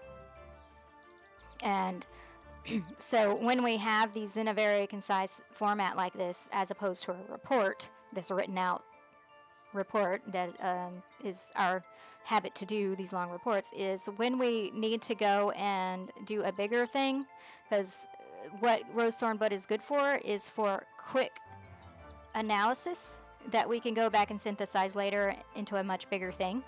And so when we skip that step and we go to the detail long report immediately, what's that doing is that's going to make it harder for us to quickly see the good things, quickly see the bad things as we're making a bigger thing. And so I'm thinking that what I should do, and this will be a new thing, once we're done playing this genre of platformers, which will be in a few weeks, 3 or 4 weeks, I don't remember. I'm not going to be streaming on the 31st because I have a workshop that I'm doing that day, so I won't be able to stream that day. But about a month, I think, we'll be done with platformers, and then I'll probably do a stream where I'm just creating an overall assessment of platformers from what we've learned, based on what we've learned. So then I would recommend you that you pay attention to that stream, because then you're going to learn how do we start creating reports on this stuff. How do we start writing these reports? And so I think that would be very beneficial for you to watch as well, as a part of this exercise, to help you gain experience.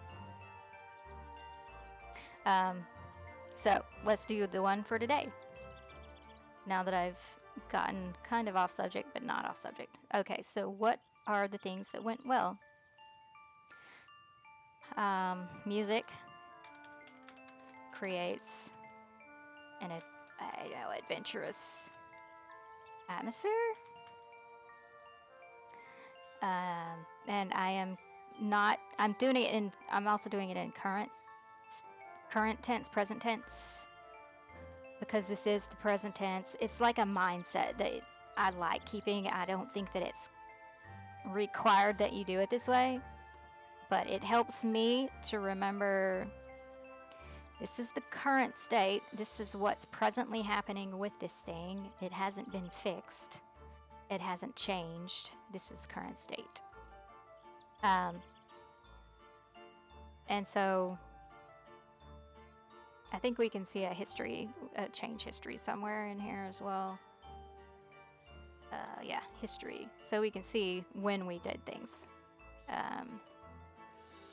So we can see when was the current state, or we can just put a date on here so we know when was the current state of this. If we need to do that for record keeping, good idea to do that. But I like to just, so I remind myself, this is the current state of this thing as it is right now. And it also feels more active. I don't know how to explain it any better than that. This is the active present tense.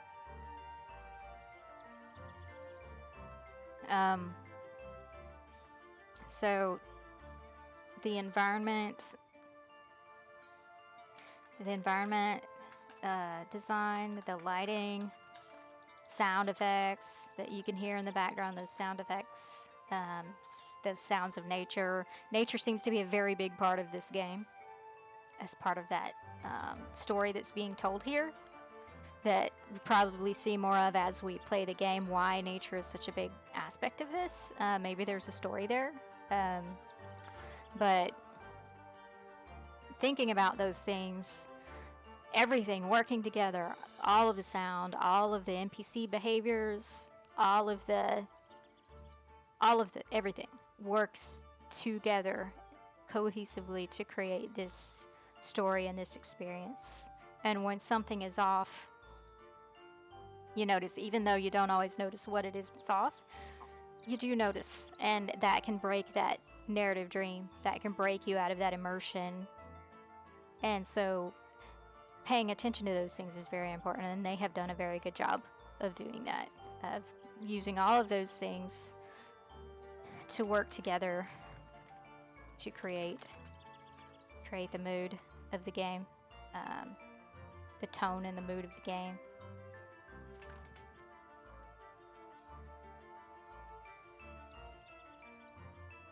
And they don't have to be complete sentences either. I don't use complete sentences, I just get the key points out, short and concise again, so that we can easily scan it and see, so that when we need to review later, when we need to come back and check on things, or write something bigger, a report later, whatever, we can do that quickly without having to read a dissertation. It is our human nature not to want to read all of that, so why are we doing that?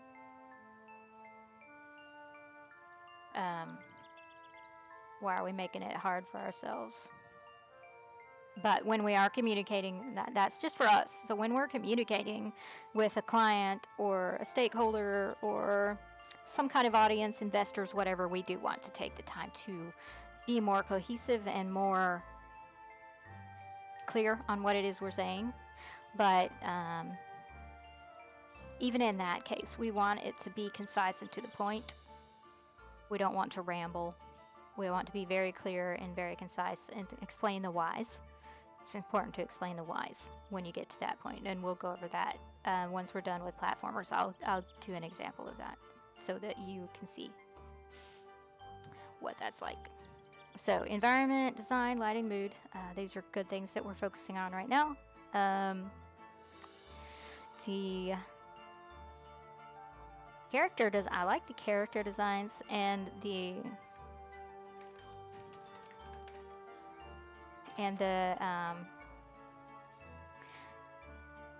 thought that was so.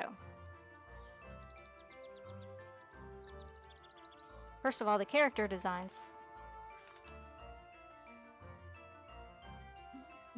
they're very well done.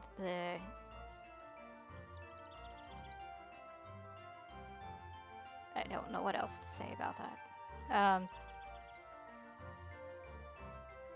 That's an animation that matches their personality. They've thought about that. Their rigging matches. Their rigging matches their personality.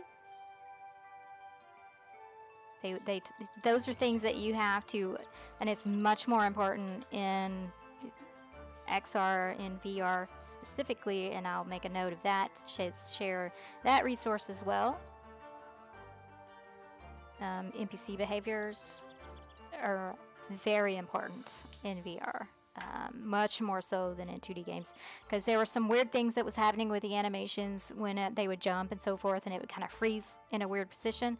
That's fine and that's quirky in 2D game, but in VR, it's much more noticeable, much more important, and because you get into that uncanny valley when you're in VR, because it's lifelike and you're embodied in this game, and so you're convinced that these things around you are more real than you would in a 2D game. You're more immersed than you would be in a 2D game, so psychologically, even though you know this is an NPC, it's not real, you still expect it to behave like a real person, if it's a person, or a anthropomorphic representation of a sentient being. You would expect it to behave a certain way. And those were all big words, sorry. But you notice when things are off. You notice when the behaviors aren't the same, and I talked about this last week as well. You want them to behave like they would in real life, and you notice when it doesn't. Like if the NPC is talking to you but they're not looking at you, that psychologically gives you the sense that you're being ignored. And so fine, in a 2D game, it's not as big a deal. It's more of a delight when they do look at you in a 2D game, because they took the time to think about that. But in a VR experience, where you're looking at them and you're talking to them, but they're not looking at you, that gives you this sense of being ignored and of being minimized. And if you're now, unless you're doing an empathy video where you're putting yourself in someone's shoes that is minimized and that is ignored, then if you're doing that, then yeah, go ahead and let the NPC ignore them. But if that's not the intent, if it's It's just you want to pay attention to that, what it is that the NPC behaviors are giving off, because it matters much more in VR. So character design, rigging, the abilities, the character abilities, work together to solve the puzzles and make it through the game. I like how they work together. It's necessary to work together.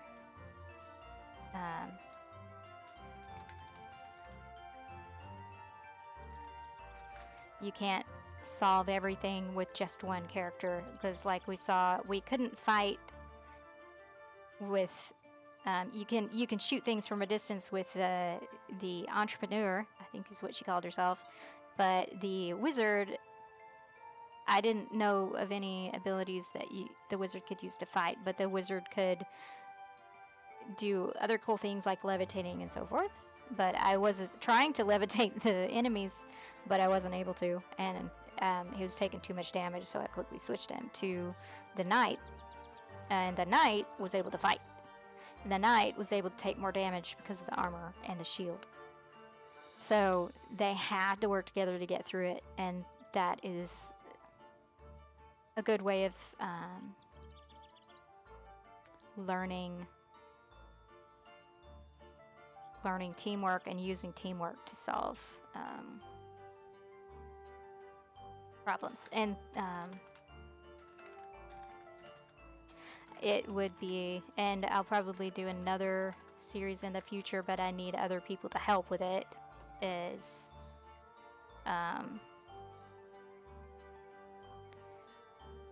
the multiplayer things, the co-op things, but I need other people to help with that. So that is, it'll be coming, but I have to figure the logistics out for that, so that other people can help. And maybe sometimes that'll be like a patron benefit or something for people who donate or who become a patron. Maybe that's a benefit that they get in the future. I'm still working on benefits for, like, what are things that I can do to make it more worthwhile for you as patrons, as people who help support this effort. What are some of those things? Maybe some of those things are, hey, you have exclusive access to helping me with the stream live on air to play these multiplayer, and actually real-time speaking with me doing these things together. And maybe that's a benefit that it happens in the future. That is something that I am wanting to happen once we get to a certain point. So I am working on thinking about more benefits for becoming patron besides just access to content. What are some other fun things that we can do that will benefit you as patrons? So promoting teamwork, working together, character abilities work together, and they also add things to the environment. They add environmental hints. So that was one of they're using design patterns.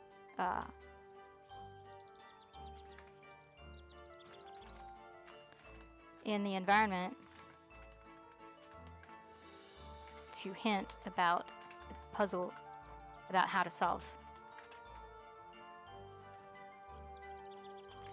the puzzles. So some of the things that they did were, like, you saw the orbs floating up in the air that were pretty high up, so that tells me that there's some way of getting up there. So then that says maybe I should try to figure out how to get up there, because there's something I can get from it. The walls that could be bashed were a certain design to say, hey, so I can switch the hammer to bash this wall, or this. And those tended to be more, they kind of broken. They looked broken. They looked like they would break if you touched them or hit them hard enough. They looked like they would. So then let's switch to the hammer and break it. Versus this is something that looks like I can levitate it and do something with it. Versus so forth. This looks like something that I can shoot my grappling hook to so that I can move up higher. They had certain design patterns that they used to help you, to hint. And so you want to pay attention to those consistent design patterns to help you, help people get through your experiences.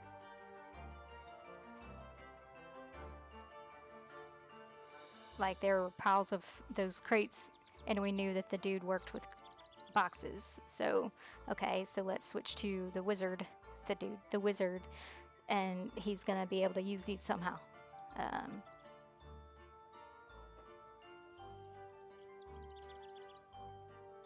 What were some other good things? If y'all can think of anything, if you're watching this later on demand, or if you're watching now, can feel free to add to it.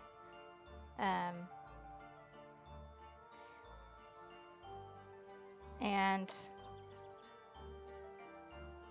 I'm sorry, I just got a text. I have to step away for 1 second. I'll be right back.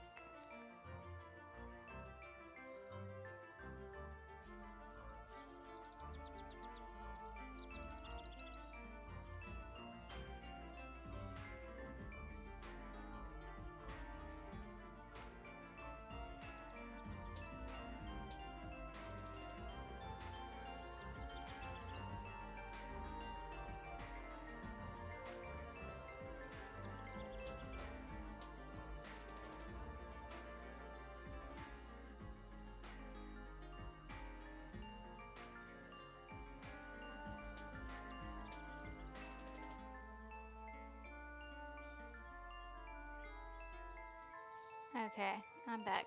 Sorry about that. What were some other good things about the game? Oh yeah, the reminders.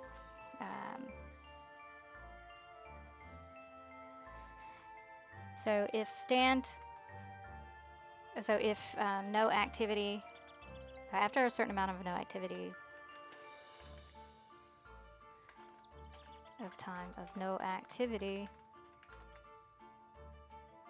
a hint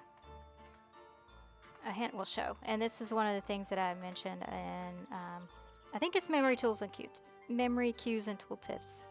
I think it's in that article. After a certain amount of time of consider doing this in your games. After a certain amount of time of no activity, show some kind of hint to help them know what they're supposed to be doing to complete the objective that they're on, if you know that they're on an objective. This is a good practice to help people continue, but I also like how they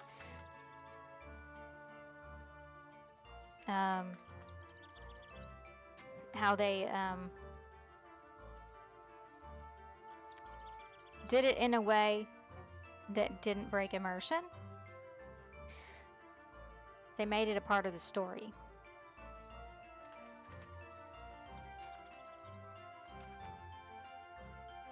Instead of without breaking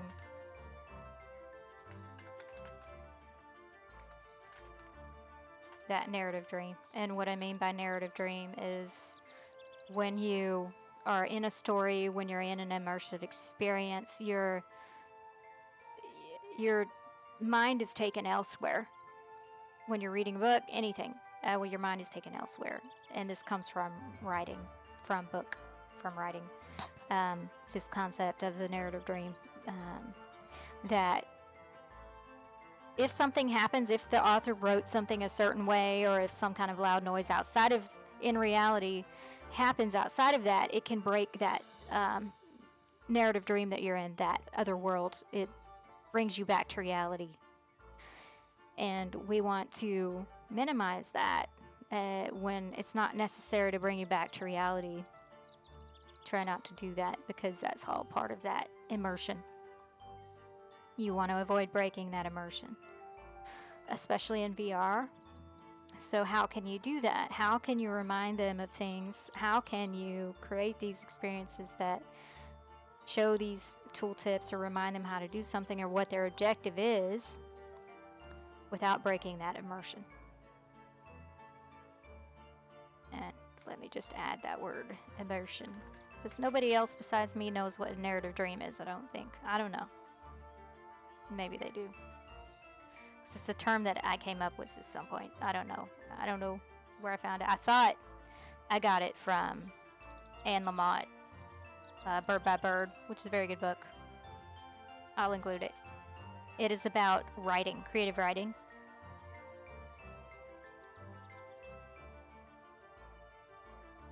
I'll include it in the links. It's a very good book about creative writing. That's also very useful for game design. So she has some more books that she's come out with since then, I think, that I haven't read. But that was one of the textbooks that I had in college that I still have somewhere. So now some Thorns.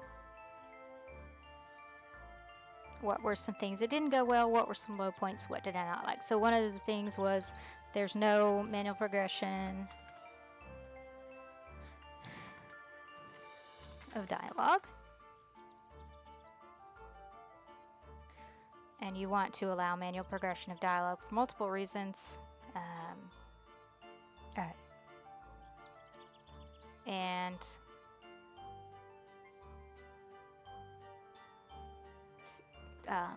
subtitles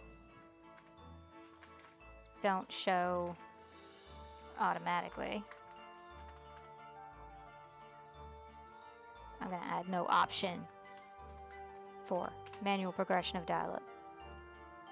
Subtitles don't show automatically.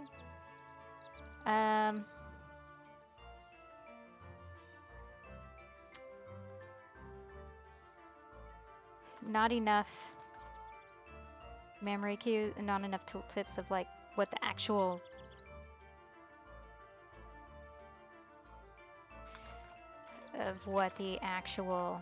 keyboard controller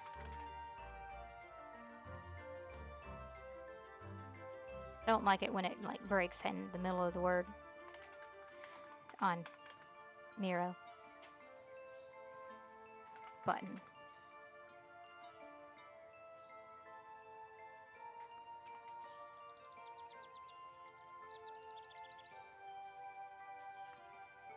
It just says to use, it just says to do a thing, but it doesn't say what button does that, like use.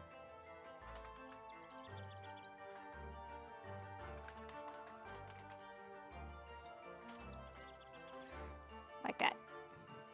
Doesn't say how and which.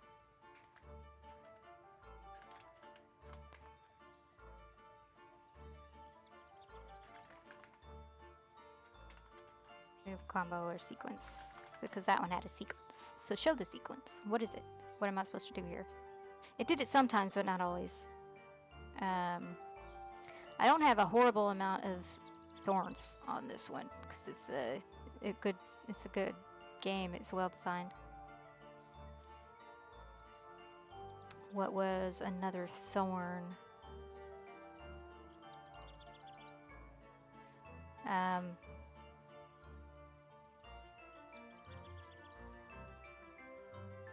Environmental design, motion sickness. Oh, that was another thing.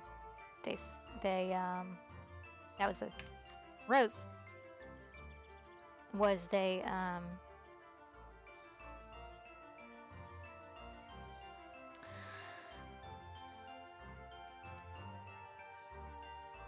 at least it seems like camera is on a lazy follow with the character.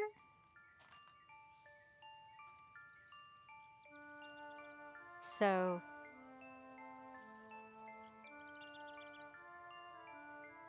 much less risk of motion sickness.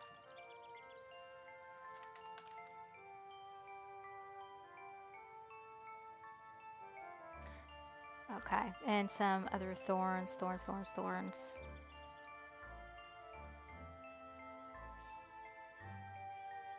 I can't think of a ton, so I guess that will be all of our thorns because I can't remember any. Was there something else I was complaining about? I don't remember there being anything else I was complaining about during the play. So there was a lot of good.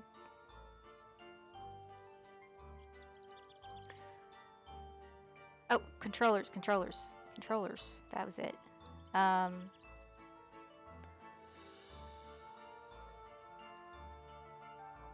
see. Not enough controller type options.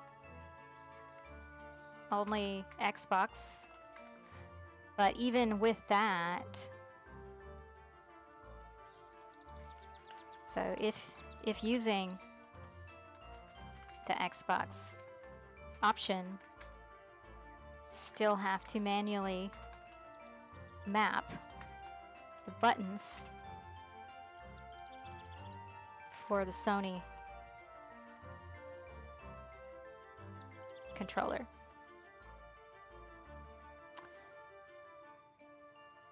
But the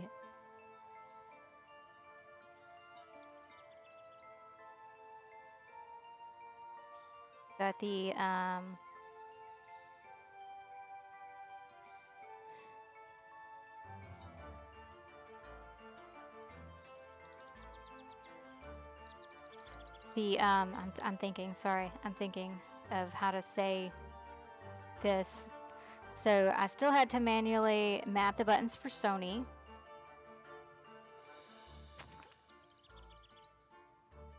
But when I went to play with it, I thought I had the buttons right, but when I went to play it, they did not work at all. It was unplayable. Because of the separation of that key binding setting from the game, I had to remember. So not remembering context of the actions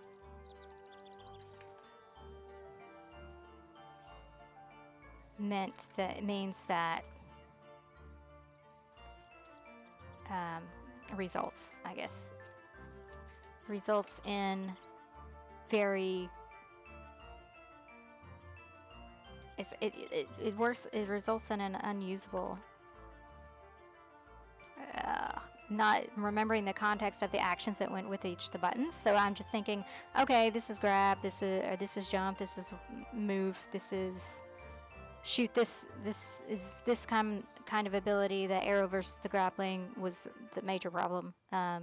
Mapping them wrong. When I mapped them to the controller, it became unnatural because I wasn't thinking in context of use. But then when I went to try it, it was unusable. But then,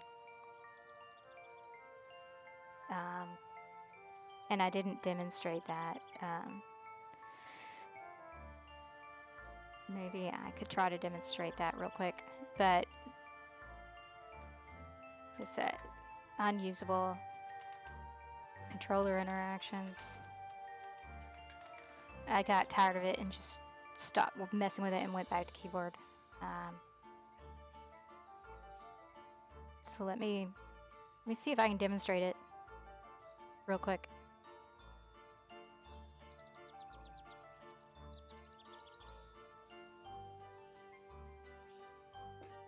So let's see, settings. Can you see it? Why can't you see it? Okay, now you can. Configure controls. Because, so, this is where it is. And so I have the D-pad for moving. It's not the joysticks, it's the D-pad.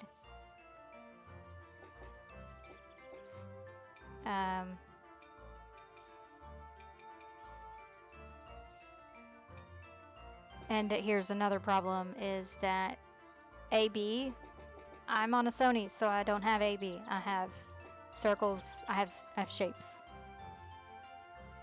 So I don't know what these are.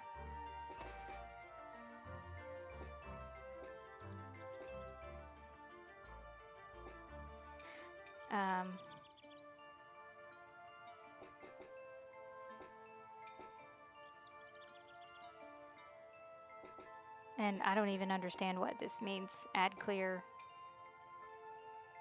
Okay. So that's not the stick, that's the bumper that I just hit.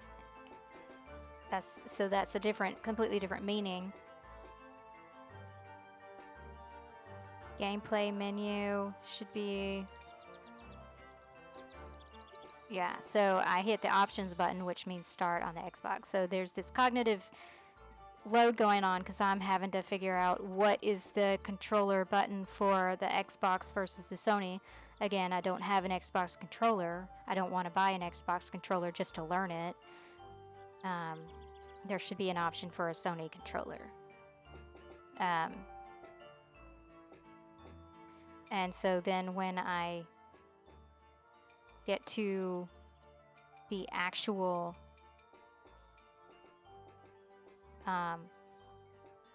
so trigger, right trigger, left trigger. Why would there be an alternate levitate? I don't understand why there would be an alternate levitate. Magnetize. What's magnetize? I don't remember what magnetize is. X. I don't know what the X is because I have an X, but that's not going to be what this X is.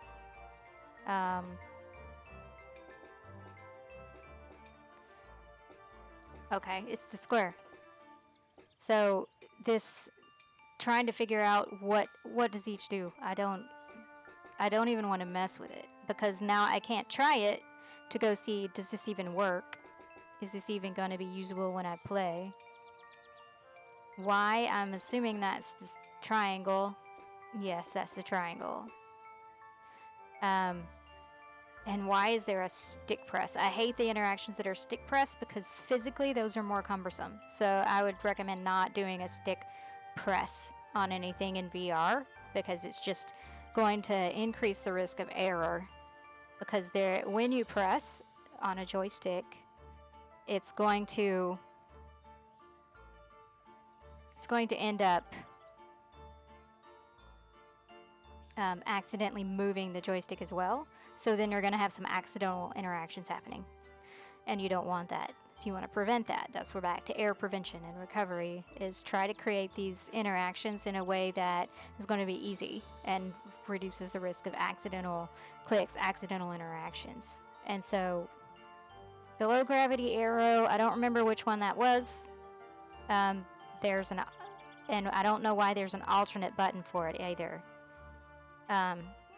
So then I'm thinking I know which button would work, but then when I go to actually try to play it, it's not usable at all. So that's the problem, and because I'm trying to translate here what is Xbox on my Sony, and then thinking, okay, maybe this is going to work, but then when I go to actually do it, it's not working. And so that's why I just stopped messing with the controllers and went back to keyboard and mouse, because even the keyboard and mouse is easier than that, even though I'm not good. It just wasn't usable.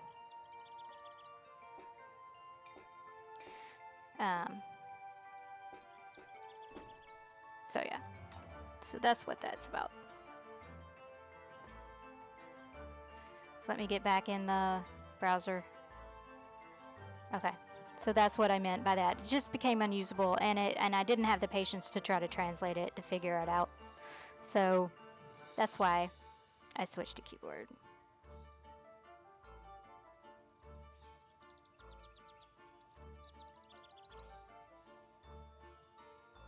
And so now what can we do? What are some opportunities? What can we do to improve this? Add the option for manual progression. And what I would say is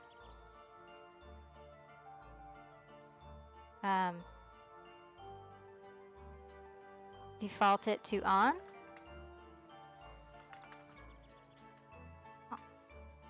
And give the option to change to auto. That way, that is going to result in the least amount of error, the least amount of resistance, people missing important things, especially in VR. If you just set it to this setting, and then they can change it if they want. And a lot of games do this, and I appreciate it when they do that.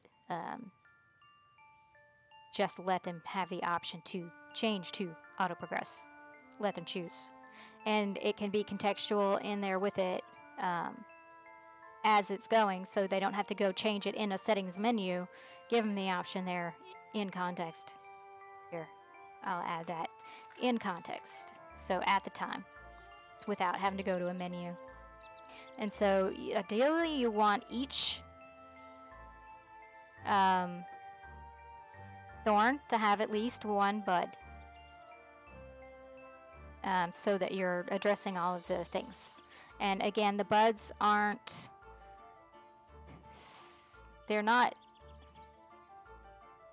this one is kind of prescriptive, but sometimes you're gonna, if it's a best practice, then make it prescriptive. But other times you're gonna like have to figure it out. So then the next step would be figure it out, explore ways. We might see something here. I don't know. I think these are all just best practices, so they're going to have a prescriptive next step. So subtitles don't show automatically. So for that, I would say again, default, because there was an option to do it. Default subtitles on. And that's going to, again, work with that manual progression thing. Manual progression of dialogue. It ties in. Those two tie in together. With the option in context to turn them off. So that they don't have to go dig in a menu to deal with that. And these two things tie together because you want to accompany audio with text. This is a best practice, that you want to accompany audio with text. Let's see, where did I write that in any of my stuff? I'm trying to remember if I did. I think I may have. It may be in the training one. But I mean, it's a general best practice. I'm writing down what to include in the show notes later. So always include accompany. Voiceover with text. For multiple reasons, including accessibility.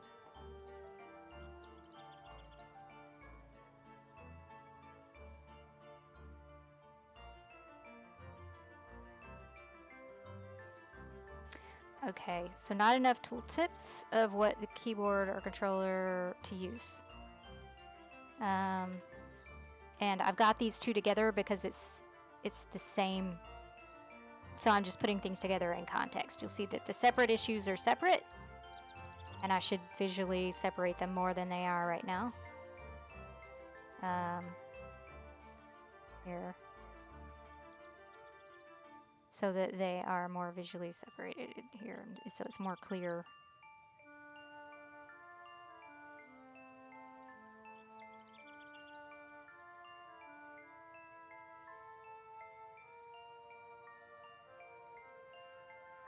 So these were the same thought. These were the same thought. So they're separate visually.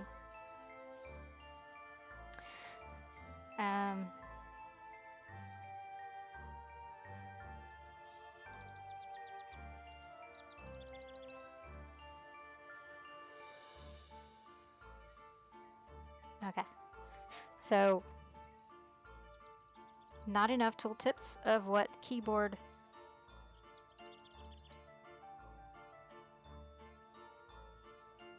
or controller button to use. For example, use lever doesn't say how or which button, comma, or sequence. So, and that's again. Memory cues and tooltips and training in XR also both mention this. So it seems like training in XR wouldn't be relevant to study or read if you're not creating a training simulation, but it actually does have a lot of valuable information for onboarding games that you want to learn the best practices of. So even if you're not creating a training sim, you are training them how to use your game. So maybe I should consider renaming that article. I'll write that down.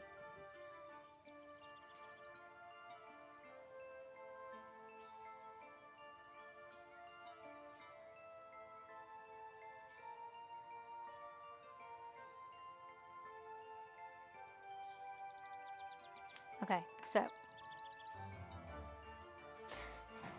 Oh, and typo. Sorry, not enough tooltips of what keyboard or controller to use. So show tooltips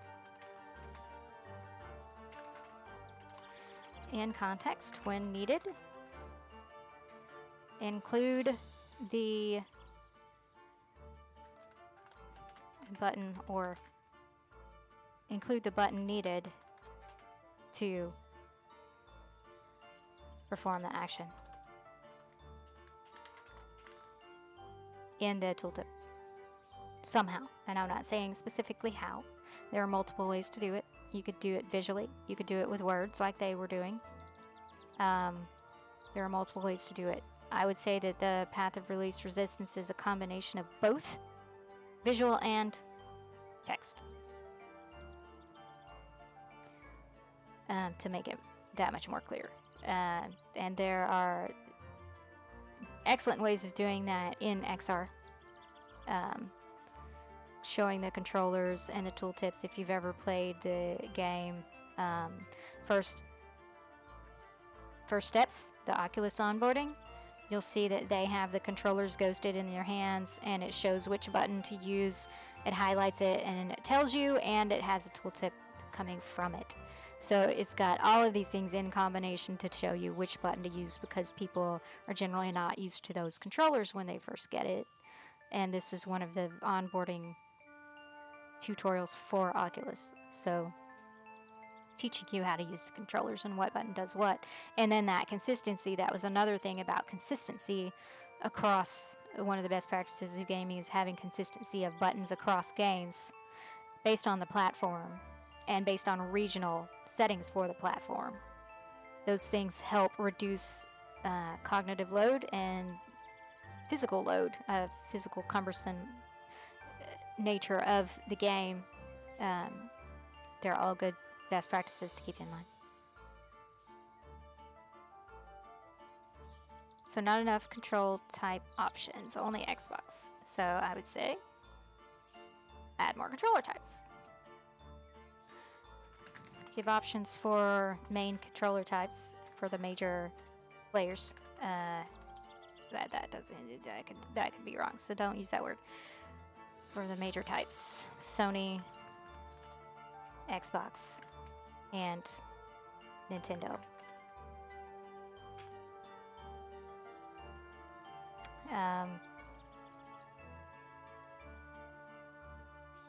For a 2D game. Now, if you were doing VR, it would be the same thing. One of the big problems that I have with VR is PC-based VR is that I have a Cosmos, a Vive Cosmos. And the controllers on the Vive Cosmos are more like the Quest controllers, only twice as big. At least twice as big. Whereas the Vive is a wand, which is completely different. And so all of the games, all the VR games, have mapped everything to the Vive wand and not the Vive Cosmos. So when I go into a VR game to play it on my Cosmos, it has the wand controller settings. And sometimes it renders the game completely unusable because it won't even recognize the Cosmos controller, so I can't even use it. So sometimes I can go into Steam, if it's a Steam game, I can go into Steam. I guess that's the only thing I can really do with it. I haven't really tried Vive for it. I usually just use Steam because you can use it across multiple VR headsets without having to deal with that whole platform, having to buy things across different platforms. If I just buy it on Steam, I can just play it with any headset. But sometimes I can go into Steam and I can get somebody has made some kind of custom controller mapping, what I was trying to do in Trine, but I didn't have the patience to do it because it's out of context, and you'd have to go back and forth and try it and mess with it, and I'd just rather play with it on the keyboard at that point. Or not play it at all, depending on the game. But sometimes I can get a controller mapping for the Cosmos, but most the time I can't. So like Alt Space defaulted to the wand controller, whereas I had the Cosmos. So whenever I'd go into the game, I couldn't do anything. I could not do anything at all. I couldn't log in. I couldn't. Anytime I tried to press a button, even though it was the same like trigger button that you would use on the Vive wand, it would not register at all. So it was completely unusable. And then I found out that I could go find the other players in the community having the same problem because I was Googling it, trying to figure out how do I solve this problem. Some of the players in the community have created mappings, custom mappings for the Cosmos, but they haven't done that for every game. And so a lot of games are unplayable, but I won't find out until after I buy it that this is the case, unless there's, of course, a free demo.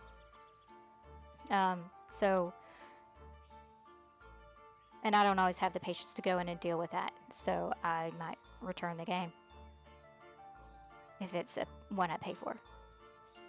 Some games are free to play, some games have free demos, so I can download the free demo and make sure before I buy it whether or not I can even play it because of motion sickness and because of controller mapping.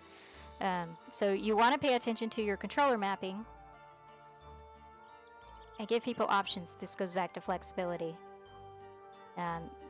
Not all of your target audience is going to have the same controller type, so give them options so that they can play your game and enjoy it without a lot of extra effort, because it's not their job to make that effort. It's ours as the creators of the game.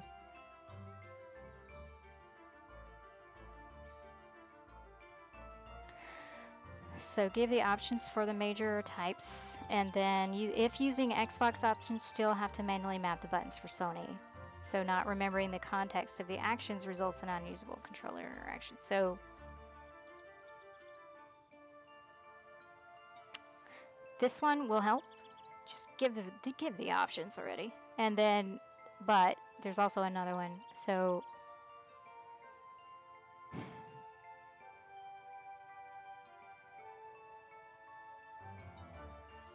even if you do have the right controllers, sometimes you need to do your key bindings differently because of accessibility issues. So explore, this is one's not as prescriptive. So explore ways to let people see how interactions behave in context to the key bindings settings page. And I have seen ways other people have done it. They would just show previews of what's gonna happen. That's a great solution. So I can say, e.g., potential solution, potential to show preview of what would happen. That in itself is a great option. But explore different ways, because there may be something better that works better within the technical limitations of your game. Because especially if you're retrofitting a game, and that's what has happened here, which is probably one of the reasons that they only went with one controller, because I think that this was retrofitted for Steam after the game had already been made. Maybe. I could be wrong. But it's going to be a lot more technically difficult to do these things. So it's easy for us as players to say, why didn't you just do this? This is common sense. Like we were saying earlier, a lot of that comes down to not everything first of all, not everything may be possible because of technical limitations. Based on they would end up having to recode the whole thing, which isn't worth it at that point if they're just retrofitting it, or that they didn't do research, and so things that we think are obvious aren't necessarily obvious because you've got so much stuff going on, you're going to miss stuff. And so that's where usability testing, user research comes in, is helping to find those things. UX comes in there, and that's a huge benefit of UX. So then, now that we've done these rose thorn buds, let's think about how that translates into XR. So again, motion sickness, again, is a big thing that you're going to have to think about. So the questions that we ask here for translating to XR are, how would we translate this? How would we translate what we've learned here into XR? And I've been talking about it most of the time here. But how would we make this an XR game? Or should we make it an XR game? We should always ask, should we, when we're doing things? Would it benefit from being in XR? Would it make it an excellent experience in XR? Or are we doing it just because it's cool and just because it's the trend for everything to be in XR now? We always want to ask the why. Should we do this? But platformers are a thing in VR, they are a thing in XR, and they can work, and so we just have to think about certain things. We have to think about motion sickness, make sure that, I can't spell, camera control should always be in the hands of player. Don't move things for them. And follow motion sickness best practices you want to think about.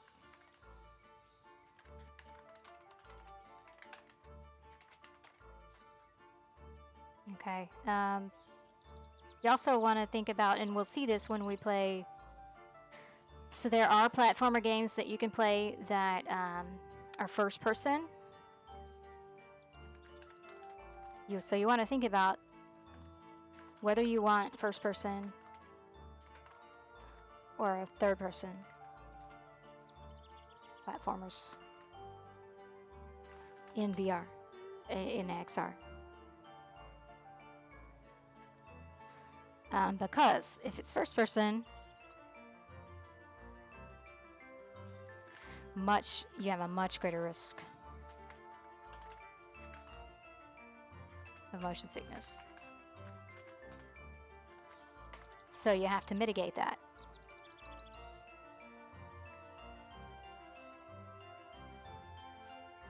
So you have to add a lot more mitigations.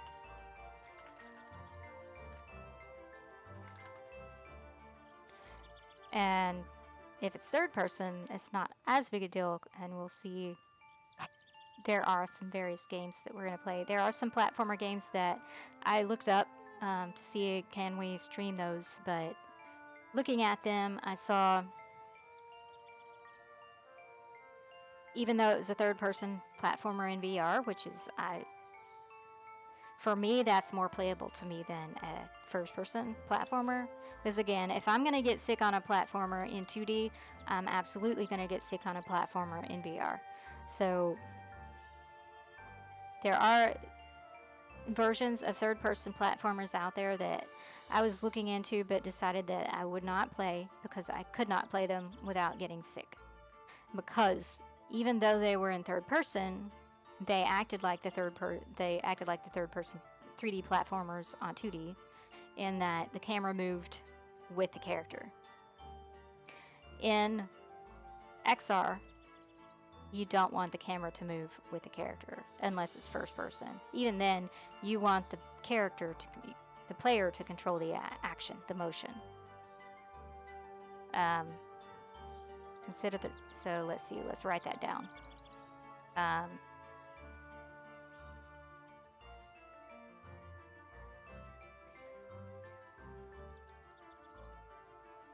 So what do I, because I said a lot there. Consider whether you want third-person platformers or first-person platformers. If it's first-person, it's going to be a much greater risk of motion sickness. You're going to have a lot more mitigations. If it's third-person, don't attach camera to player, to character. Don't attach the camera to the player. Character. Because if you do that, you're going to have to add a lot more mitigations. If it's detached from the player, if it's detached from the character, you can keep the environment stable and steady, like they were doing here with Trine. They didn't move the camera anywhere near as much in this game. And I think part of that was just because their way of designing the environment was completely different. Because they're not designing a 3D environment, they're designing a 2D environment, and there's a limit to the height of that 2D environment. So it can't go higher unless there's something higher to go to. So that was probably part of it. There was a limited amount of motion because there wasn't enough environment to move. But you can keep the player stable with less motion, less forced motion. And that is a much better for motion sickness.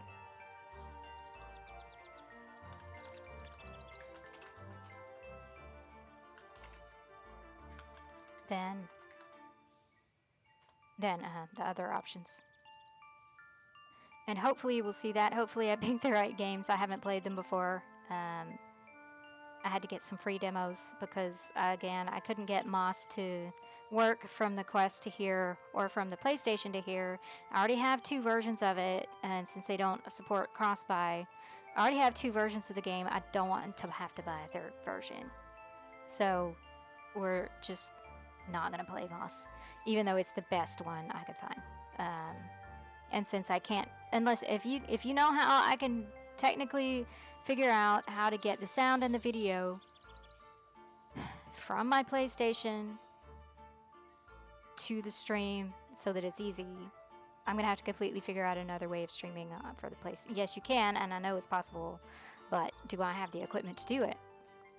That's the question. I have to figure that out. Because if it costs money, it's not gonna happen. So I won't be playing Moss or any of my PlayStation games, and possibly not any of my Quest games, which limits the number of things that I can play as examples for y'all to learn from. I can record from them fine, but I can't play them streaming right now. I will work on it and try to figure it out. If you have suggestions, if you know what I need, I can at least make a list of things that I need for the future, but I'm not going to be able to get them right now. Like, there are some microphones that I can get to hook up to the Quest to pick up the sound on the Quest stream, but those cost money, so that's not going to happen right now. And so forth. Same thing probably with the Sony, with the PlayStation. But there is a way to stream directly from the PlayStation, so I also just need to look into that. How can I do that? It may be a little bit more cumbersome to do, to switch between the two to stream. But I have to, if I can do that seamlessly without having to stop and restart the stream, then I'll do that. But I have to figure it out. If you know how, let me know. So anyway, translating to XR. Anything else that we need to, that is the biggest thing, is the motion sickness, honestly, for the platformer. And then the other things are the best practices on, and I'll share those, is all of the best practices. These are best practices for gaming and for VR. So add the option for the manual progression. So default to manual progression, and then give the option in context to auto. And that would be the same for either. Subtitles always, so default the subtitles on, but always accompany voiceover with text in VR. They can choose to turn it off if they want, give them the option to do that. But for default it on. And that is the best practice for VR, especially because, again, they could still be getting situated in the headset. That something could happen outside of the headset, especially in a classroom setting or training setting. Somebody could be talking to them outside of the headset, and if they can't pause, or if they can't, I mean, that's another option. Give them the option to pause.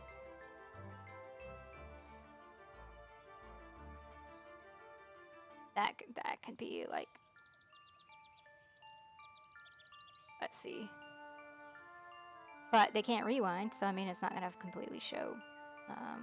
That's not going to completely solve the problem. You can give them the option to pause if they need to leave the game, just because external distractions happen.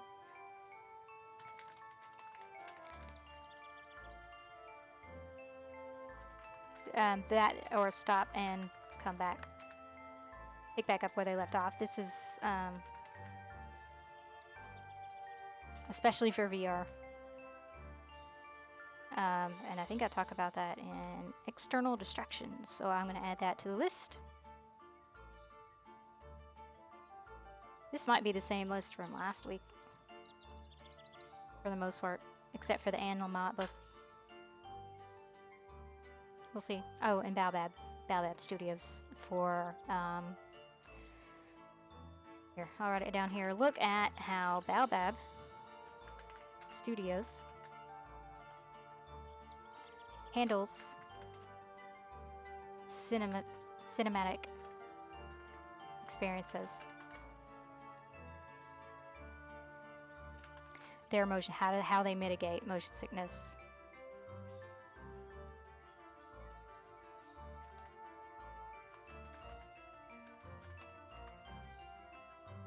For cutscenes, derive some best practices from that. That's why we study these things, is derive the best practices from it. See what's working, see what's not working. If you're prone to motion sickness, get a friend who's prone to motion sickness and get them to tell you what's working, what's not working. And that's not exactly something that you can screen for in, I mean, maybe you can, but I don't know if that's like an invasion of privacy, ethics, all that. When you're doing your usability testing on any experience, you want to have a large demographic of people of all kinds, new to gaming, including gamers, because again, gaming has direct influence on VR, and how people have certain mental models that come from the gaming community that they transfer over into VR, and they expect the same or similar behaviors in VR. And so you want people who haven't gamed, people who have gamed, different levels of gaming, heavy gaming, casual gaming, occasional, and so forth. You want that demographic, and you want demographics, male and female, various ages, in there as well. You want a larger, it's a different this surprising demographic, even if you're not creating a game. You still want that demographic in there, because their expectations are different, and regardless of what industry you're working for or what industry you're creating an experience for, there are people in those industries who game at home, and they're going to have those expectations, so you want them in your demographic when you do your research. So study how Baobab handles that, and I will again add all of these articles about memory cues and tooltips, and NPC behaviors, and so forth. into there as well. And that is all I can think of. If this stream is helpful to you, if you find it helpful, you can support me by liking, following, subscribing, sharing, telling your friends about it. And next week we are going to do a retro style 2D platformer. So I hope you look forward to that. And thanks for watching. I'll see you next week.